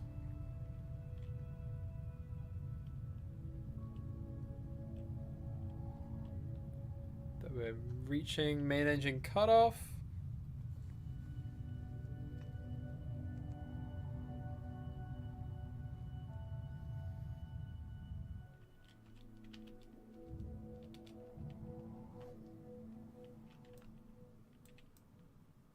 There we go. Okay, what is our burn time on this stage? Does that change depending on what the thrust level is? No, this is just a really underpowered engine. Okay, so we should probably start burning now. Here's my takeaway from that.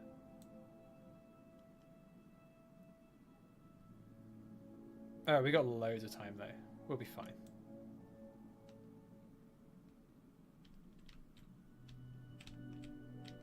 We have got gimbal on this engine, which is nice.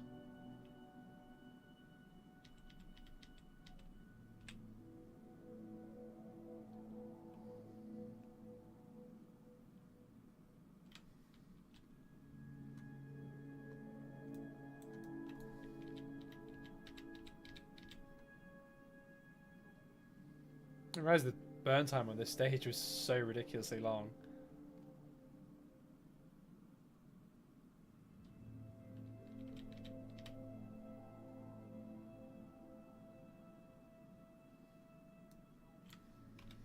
How are we doing orbit-wise? Completed tier 1 of astronaut wings. Wait, are we in orbit? I wasn't even looking. We're in orbit.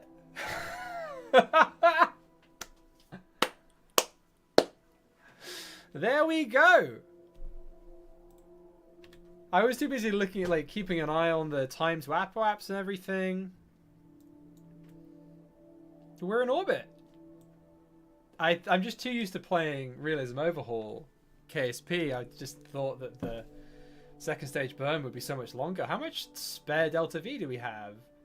2.4 kilometers. Like yeah, we did not need 10 kilometers. I think this could have reached orbit without the side boosters. I just completely forgot how much Delta V a rocket needs to reach orbit in Juno. I was just aiming for 10 kilometers a second-ish, then ended up going for 8 because we couldn't really make a rocket bigger than that. Is Deep still in chat? Deep would know how much Delta V you need to reach orbit in Juno. Shh, no, the side boosters were vital. I mean, can we go to the moon? I can't plot maneuvers, so that would be a little bit difficult.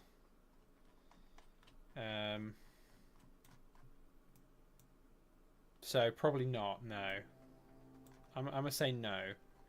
We could go to a higher orbit though. I bet we can set like some kind of new record with that. So if we go around to our Drew and we just burn our engines for a bit, and we've got so much Delta V. I mean, we could see if we can hit one of them. I mean, we'd have to eyeball it because we can't make. Or can we make maneuvers? Maybe I just don't know the button.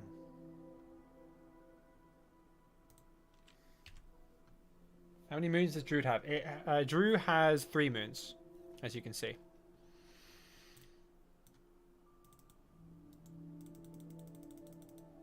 Yeah, I don't think we have the tech for maneuver nodes yet. I'm just going to leave Sally Ride in space while we just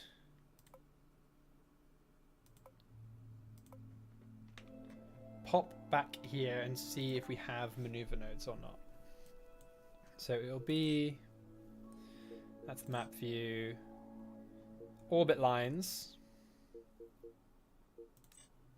plan maneuvers, there it is. Yeah, we do not have maneuver planning. Yeah, I thought that was the case.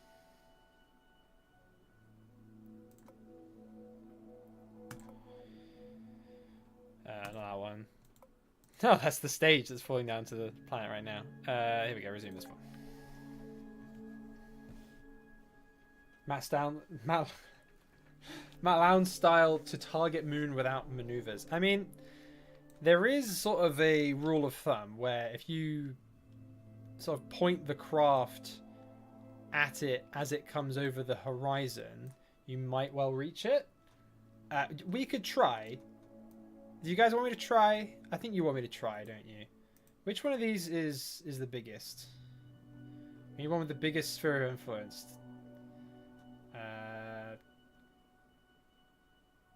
It doesn't say the size of the planets.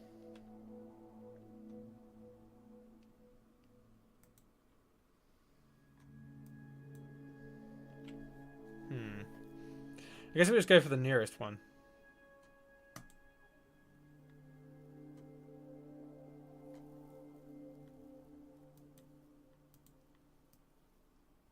Which is Brigo. So let's sort of eyeball this. So I'm thinking, yeah, I mean, pretty much just burn as it comes over the horizon. Start the burn then. And end up somewhere over here. Maybe? Worst comes to worst, we just stay in orbit for a bit. It's not like they need life support.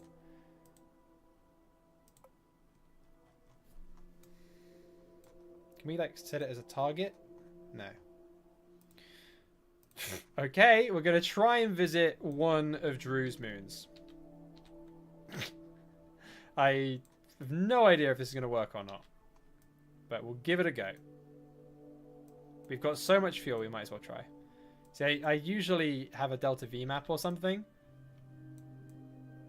So I could actually see if this is possible.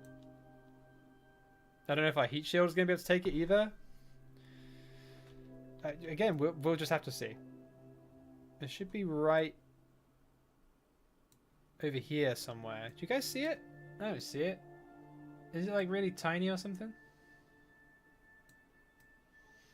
Because there's one of them. Where's... Oh, is that it there? Oh man, this thing's tiny. What? No, surely not. I do not see it. Maybe it's just because it's silhouetted against the sun. I did already save, don't worry. Brigo doesn't have a big SOI compared to Luna. Okay. I think Luna would be our better bet. I mean, look at the size of it. Oh yeah, I mean, yeah, Brigo is tiny. Little pebble compared to Luna. And the other one is yonks out. And also highly inclined. That's just a little asteroid, so... No.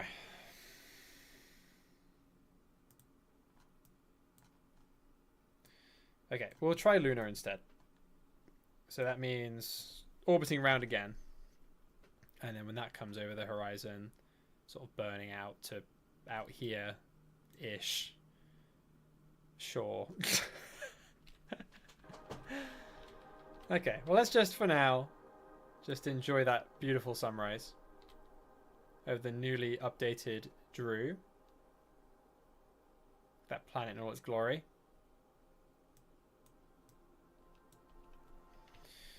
Didn't we with like the lighting, like ambient light, here we go. Ambient light at night. I think this might need to turn down a little bit. The ambient light in space is a bit too much because it's really, really bright. Let's try that. Okay. And I can't believe we're doing this. Okay, let's eyeball it for Luna. Yeah, it helps with eyeballing when you can actually see the thing you're burning towards.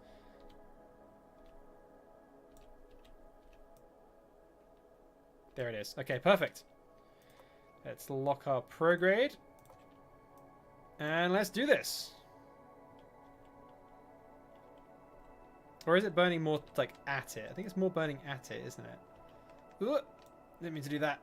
So I think it should be more like sort of like that. Yeah, that kind of angle. Don't know how big this burn is going to be.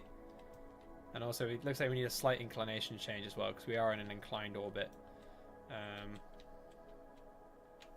What's the inclination of our orbit? Yeah, not great. Okay, we need to do a slight change too.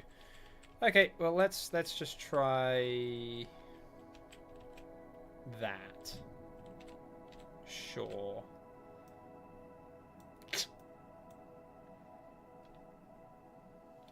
I did save. I'm just gonna save again just in case. There we go. And let's see where we end up. Mission control, go for, but you should really target Luna. I don't think I can.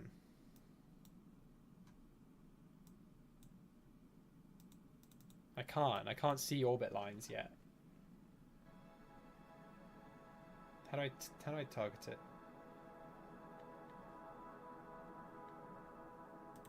Ah, yes, that does help. I can target Luna. Okay, the little square. Yeah, you are right on the money. I can target it. Oh, and we get closest approach info as well. Well, that's helpful.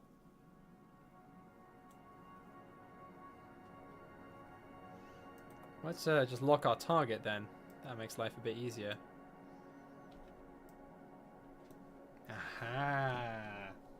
Okay. Cheers for that tip. That does help. First orbit, and we're also visiting one of Drew's moons without any orbit lines or maneuver nodes, because we've made a stern of stuff here in the Penguin space program. Let's make sure we don't run out of fuel on this stage though. Oh man, we've got so much fuel. I don't know why I was worried about that.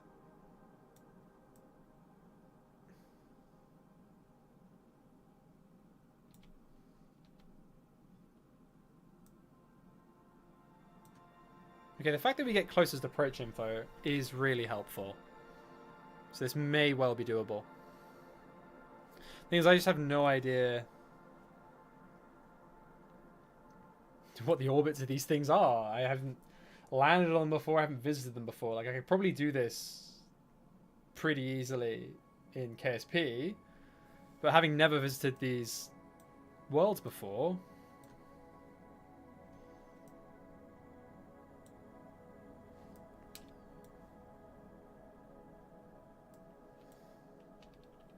Oh, this is getting promising.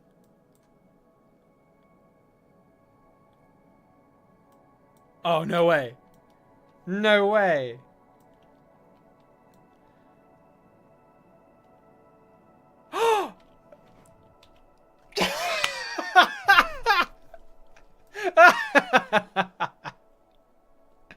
No way.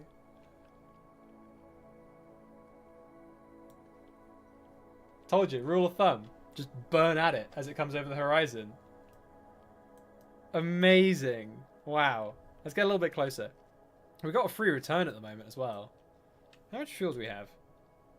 We still have... like 1 kilometer per second. We can probably go into orbit of this thing. People are just in shock that this worked. People are actually in shock.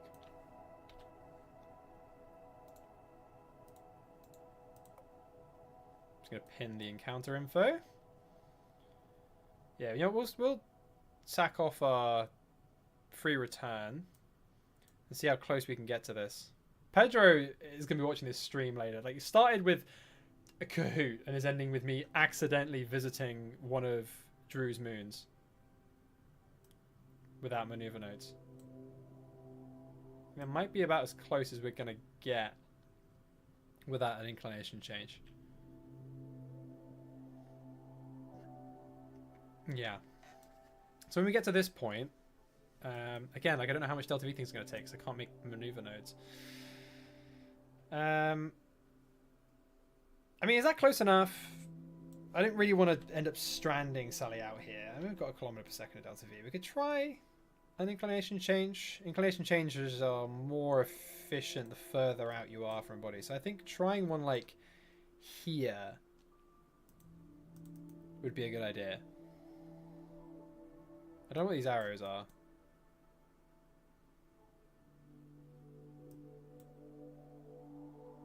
But yeah, I can't see our ascending node and everything right now, so sure, we'll get out a bit further. We'll get out to like maybe here and then try an inclination change.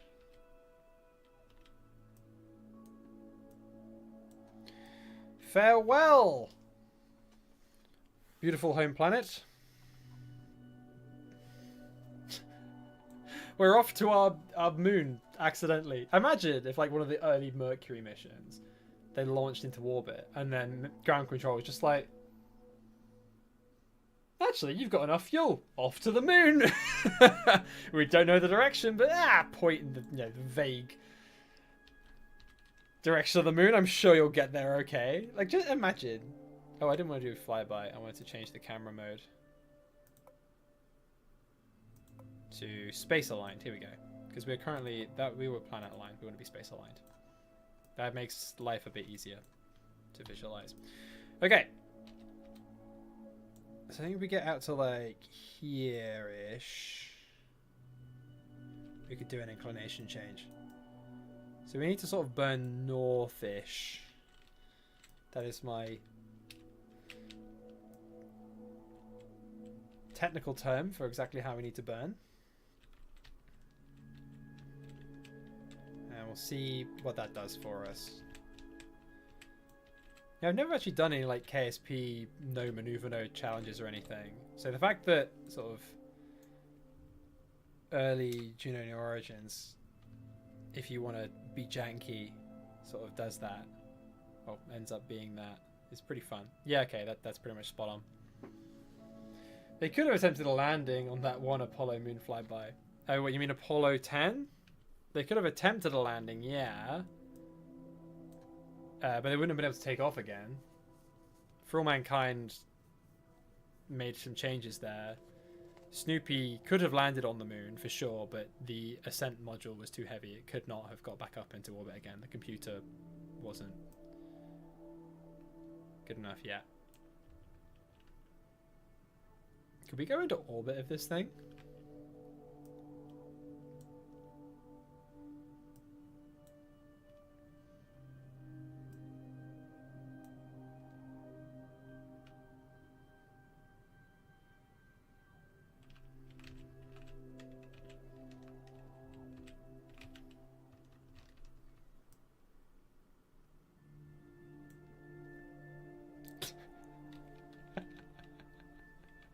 How much altitude do we have now? Still like 1 kilometer per second.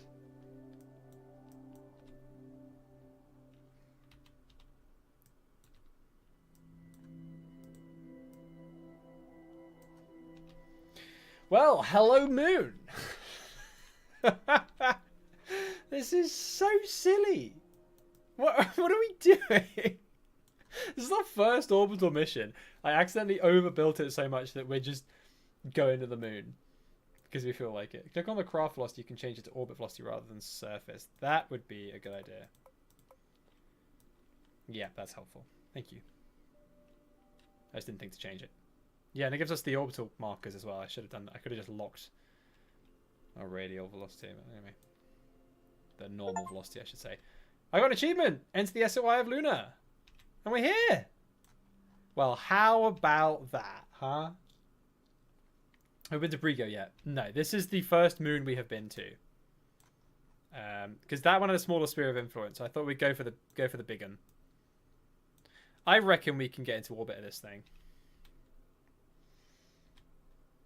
We want to make sure we leave enough fuel to get back, but I reckon we can do this. I'm just going to untarget Luna. It doesn't need to be targeted anymore. Time to periapsis. Why is it not applicable? We're not hitting it, are we? No. Oh, maybe we need to have use closest approach data. Maybe it's because we don't have the orbital lines yet. We can't see our own orbit around it. We can just see our orbit around Drew. Yeah, because it does not want to give us any orbit info.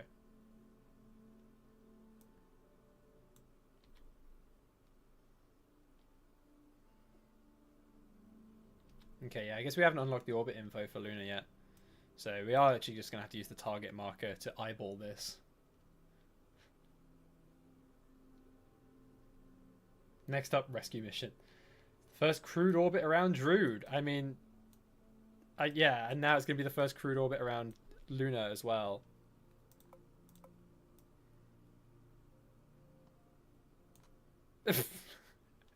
We don't have a periapsis like estimate, so I'm just going to have to go off of the target close approach. We're like, we're going to orbit of the moon. Orbital velocity, otherwise I would be truly stuffed. Wow, I did not realize quite how much we overbuilt that rocket. Spacewalk? We should absolutely do a spacewalk. Yeah, I believe we can as well. I am a little worried about screwing it up, but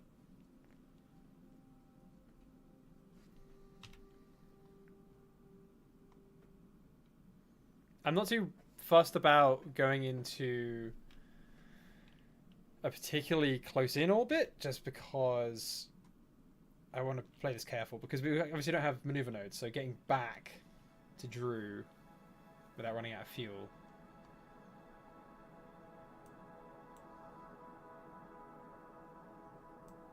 is a priority. I think that's probably... We'll get this down to 500 kilometers. At least we can see what our periapsis is now. Yeah, that's good enough. I mean, does this... Oh, this... Okay, this does tell us the orbit details now that we actually entered orbit.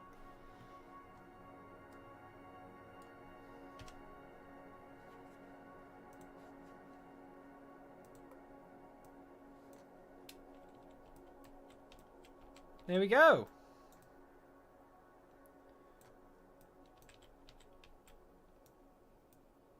I have forgotten how to control a Drood. How do you control a Drood again? I thought it was like click and drag to orient them.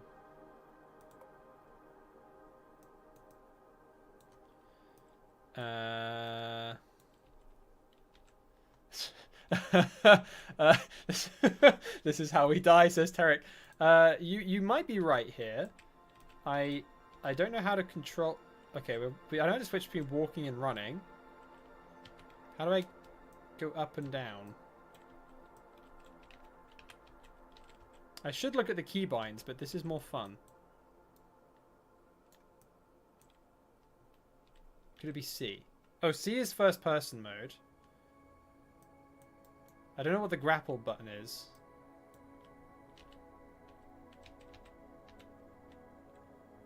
There is a grapple. I know that much. Okay, fine, we'll look at the keybinds. Flight EVA, here we go. So, shoot tether. Oh, okay, so we haven't actually... I think the update might have wiped my keybinds.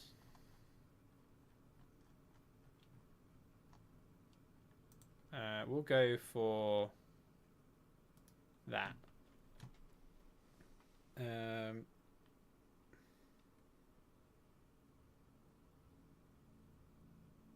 Tether length. We'll go for extend. I'm just doing my mouse buttons.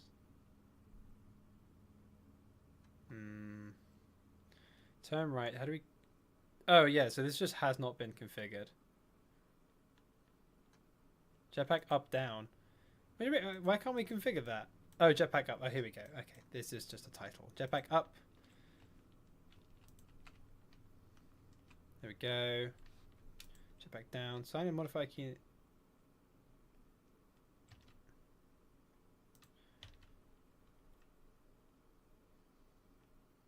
Where's the modifier key?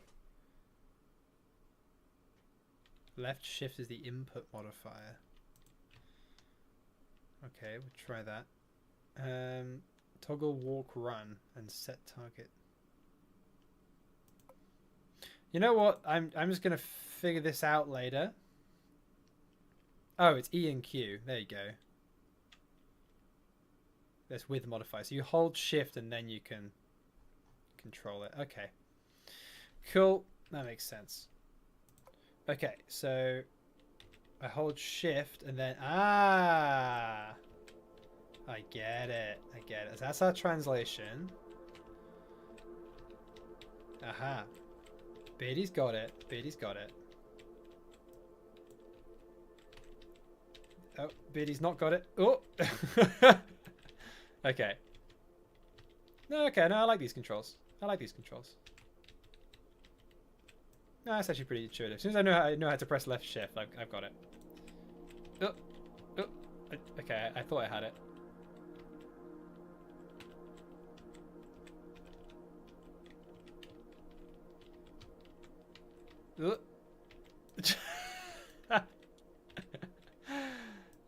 What did I bind to tether? It was that. There we go.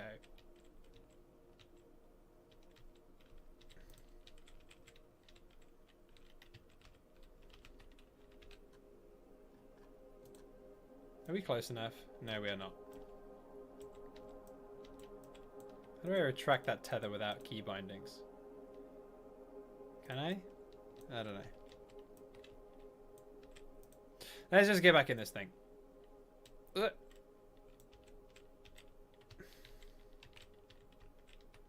How do we get back in? Is it...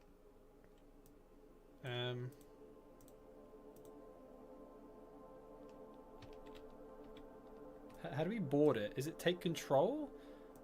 Oh, enter. There we go. We did it!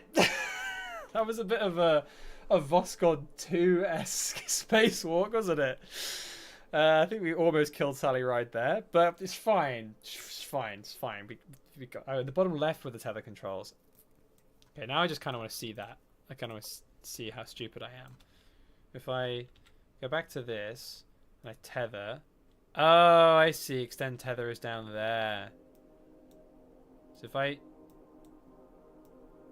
remove that out, it was covered up by this, so you can retract it like that. I get it. I get it. Okay, cool. Okay, let's go back to Druid. Let's get out of here. I don't really know how to do that because we have no maneuver nodes. I think we'll do one orbit and just enjoy Luna in all of its glory. And we get back to Paris. So we'll just get back out of its sphere of influence. And then we'll figure it out from there. So we can just burn retrograde from there. Okay. You just get the time to Periaps now.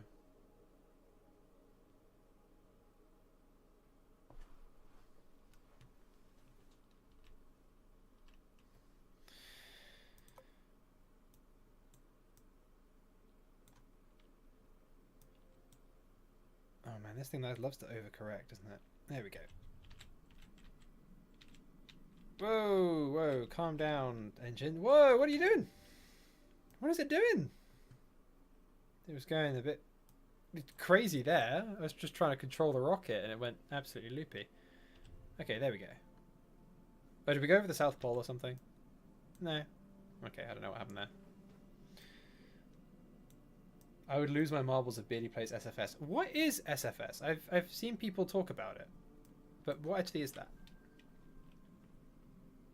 Better than most first spacewalks. Yeah, you're not wrong about that.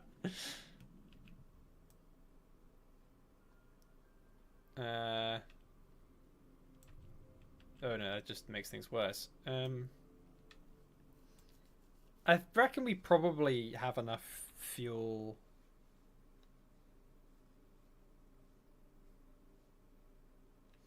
Just gonna quick save. Probably have enough fuel to just leave the sphere of influence and not worry about it and get back to Drew. I really sincerely hope we don't end up doing a rescue mission, because that would be really awkward.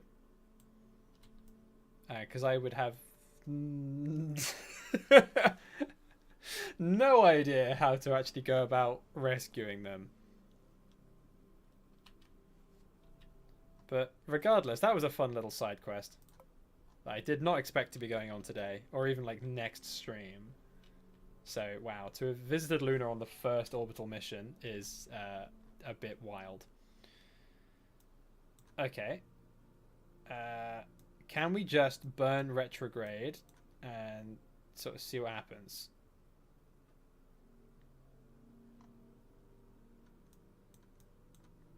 So that's our apparatus up there. But what's our orbital velocity? So, okay, so it is going to be faster if we... Yeah, it's going to be more efficient if we wait till our apparatus. So that's time warp away from Luna. See you, Luna! It was nice to visit.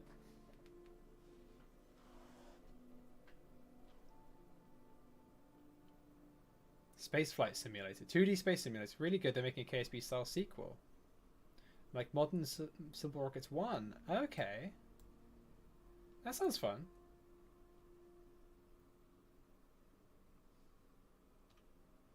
KSP 2 looking fine. I think I've heard chatter about SFS 2 and the devs basically being like, we promise this will basically just be what KSP 2 should have been.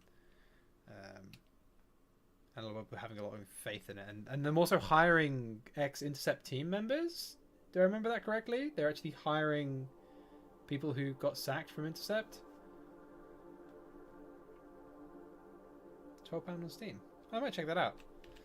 The thing is, I've only got room for so many space games in my life at a time. At the moment, you know, I just about have time for KSP and Juno.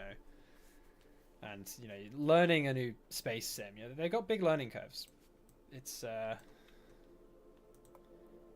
time investment for sure. Right, let's go back home. We've been mucking about far too long. Yeah, we should have plenty of fuel to do this. I do love that you can just sort of free camera about. Like, I do love the Juno camera. It's much more flexible, configurable. Much like everything in Juno, really. And that's what I love about it so much. It just gives you so much more control over everything. Every time I've been like, oh, I want this to look like this, there's been a way to do it. It's just been a matter of figuring it out.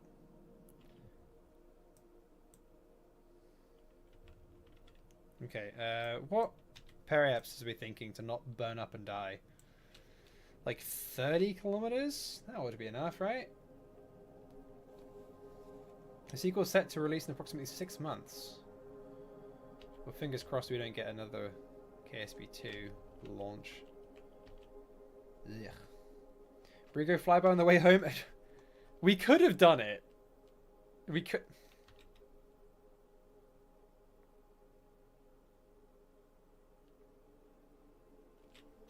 Just gonna,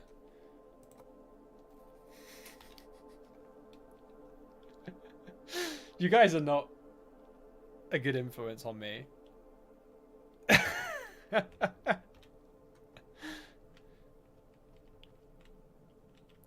We had an encounter.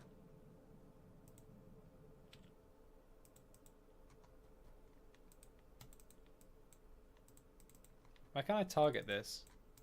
I can't target Brigo.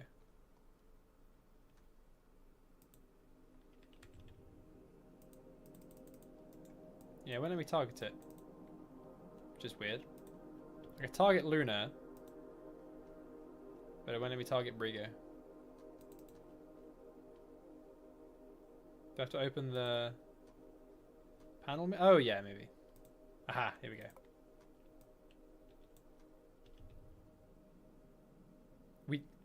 We had an encounter with it. So 2 for the price of 1?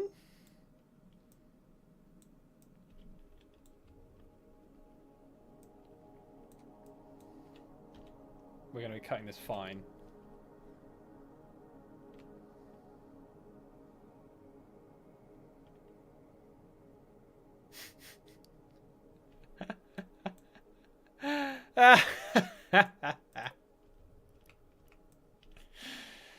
Okay, like we're not gonna... We're getting a little low on fuel. So we are gonna just swing by Brigo, say hi, then we're going home. Next Juno stream will be a moon landing with accidental Mars colonization. These have all been genuine accidents, though. That's the thing. Like, this isn't me being like, look at me, I'm incredibly skilled. Like, I have just sort of accidentally bumped into 2 different moons and just been doing things that chat dares me to do.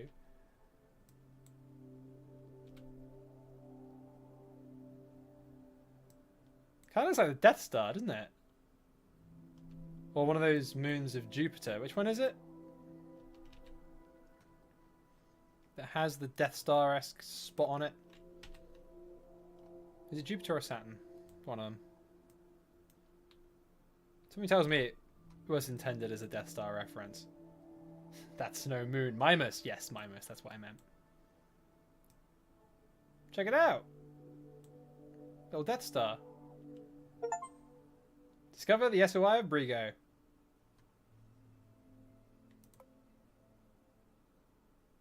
Well, we meant to just go to orbit and we accidentally visited 2 moons. So I'm going to call this stream a success.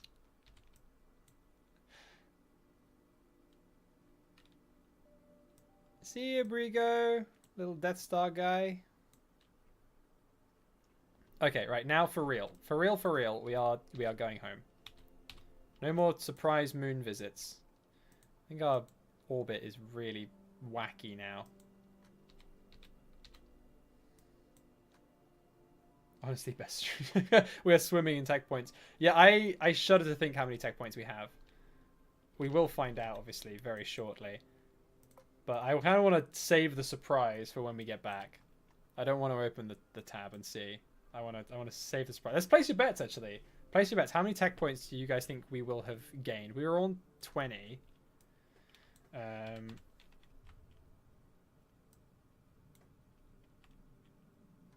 So how many more do you think we've got? I think we were on 20. Or was it 10? Something like that. We're cutting it very fine on the fuel now. I think we'll be all right. Yes, okay, phew. Yeah, we're fine. But we could not afford any more detours. Too many. Surprise moon visits, one of the statements of all time. 250, 180, too many, 200, probably 50 to 100, a lot more. We're cutting it very fine on fuel now. Sets throttle to 100 casually. Well, you know, just because we're cutting it fine on the fuel doesn't mean we can't get there in a hurry. Come on. The speed at which we burn that fuel in a set size maneuver isn't going to affect things too much. If anything, it's a more efficient maneuver if you expend that delta V in a shorter time period. Also, most rocket engines tend to be more efficient at higher, or full throttle, I should say. If you throttle an engine down, it's not free, usually. But I somehow doubt Juno implements that.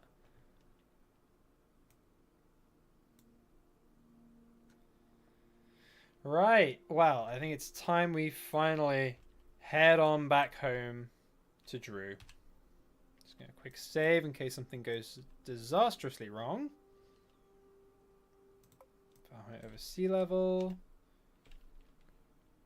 Orient our camera to the planet. Oh, hello. That was an interesting camera flip.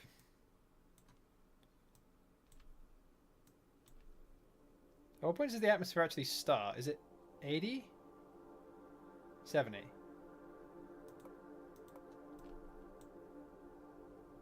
I don't know. Regardless. Oh, well that...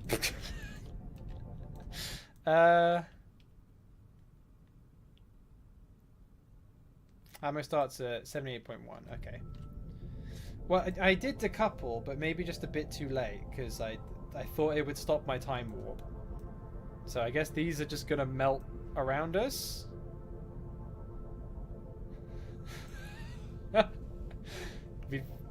Oh, there we go. Okay, cool, we're fine. You'll know when stuff starts burning.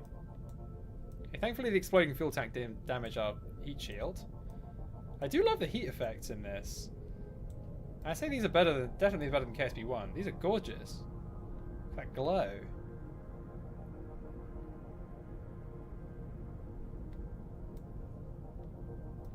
I have no idea how much punishment these heat shields can take.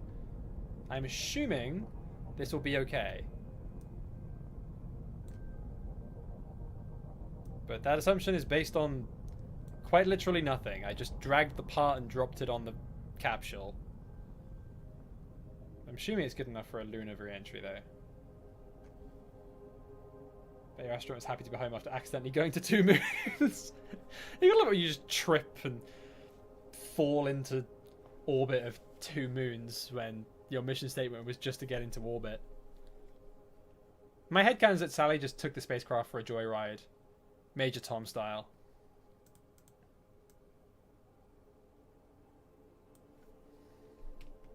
Well, we survived that. Something tells me Sally Ride is going to be absolutely fine. Even if she is landing on drogue chutes because we don't have the technology for proper parachutes.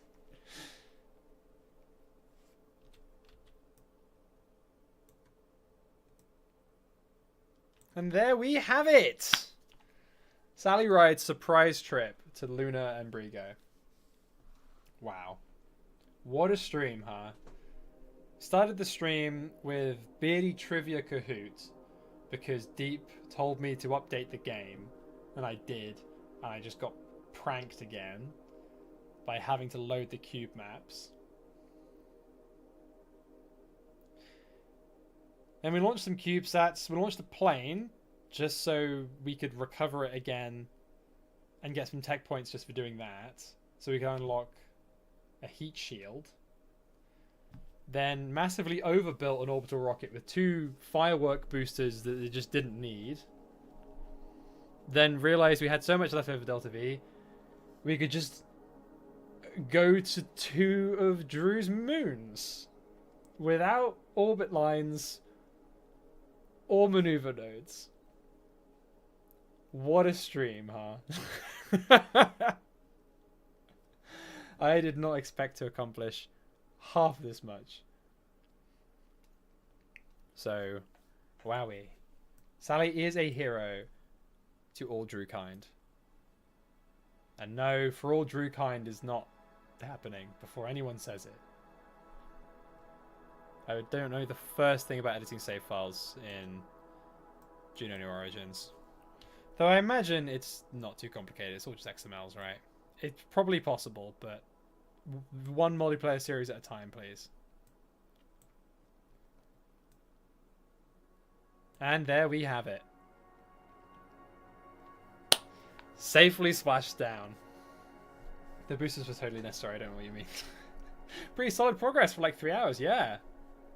Sally went boldly where no Drood has gone before. Absolutely. Well, how about that? Thank you very much for watching, everyone. I do hope you've enjoyed this stream. It's certainly been one of the streams of all time.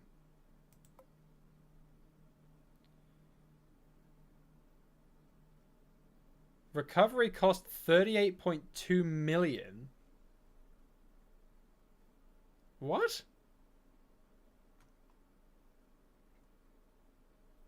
Why is it?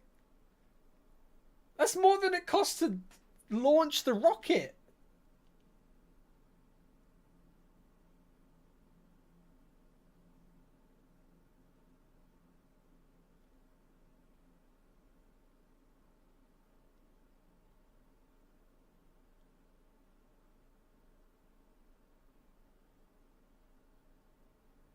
That's absurd. That is absurd. Did you land in North Korea? Where did we land?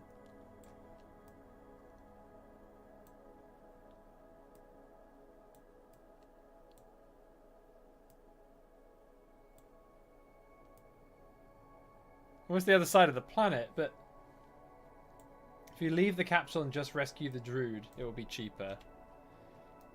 I mean, I hope so.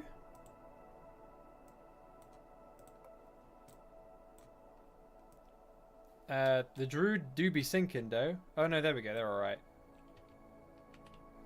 How much did this recover the... Oh, okay. Is this going to be alright? Still 1.49 million. Crikey. I mean, sure. I don't really fancy sending a rescue mission quite this far. So I guess we'll just suck it up. Just recover the Druid. Leave the capsule to sink. Maybe the capsule just, like, Liberty Bell style, sunk to the bottom of the ocean. That took a big chunk of change out of our bank account. Crikey. Okay.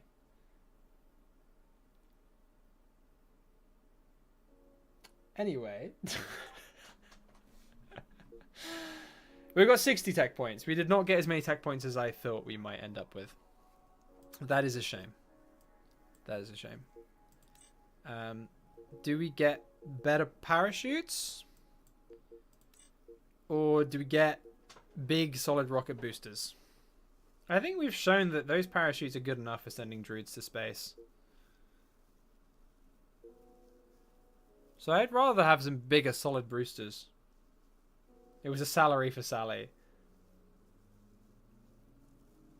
How is this game? Would y'all recommend it? I would recommend it. I mean, you can get it for free, so you can try it out.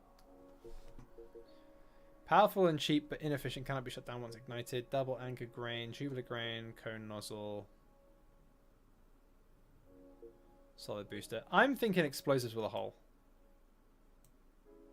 Because, like, maneuvers is all the way over there. Although, we might maybe need orbit lines. Solid boost grain greatly improved performance. Yeah, no, I imagine it would. I really thought we would have more tech points to work with than that, though. That's a shame. I feel like if we're going to go visit these moons again in future streams, which I think is what we're going to be angling for now, I feel like we've got to have orbit lines. As fun as it was, we've proven we can get something into space with our current tech. So we don't actually need bigger engines yet. I think orbit lines and new contracts is actually going to be more important. So we're going to go for that. And have a look at our career. Because now, yeah, we get offered the lunar flyby. And we've already done it, but we know we can do that. So we'll start... Yeah, and this gives us 200 million. So it doesn't matter that we lost, like, 1.5 mil recovering Sally. Because that increases our money by a lot. And we know we can do it, so... That's fine. Yeah. We'll do this in the next one.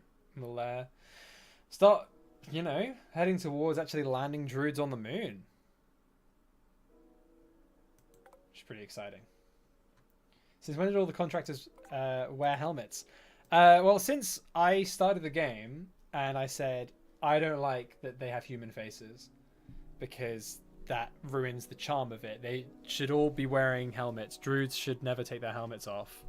And it would be funny if one was wearing a helmet with a cowboy hat on top and Pedro just said, "Say no more," and just fixed it. So that's why they all wear helmets.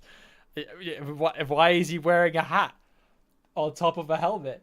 Who knows? It just makes it great, right? I feel like it's got so much more charm than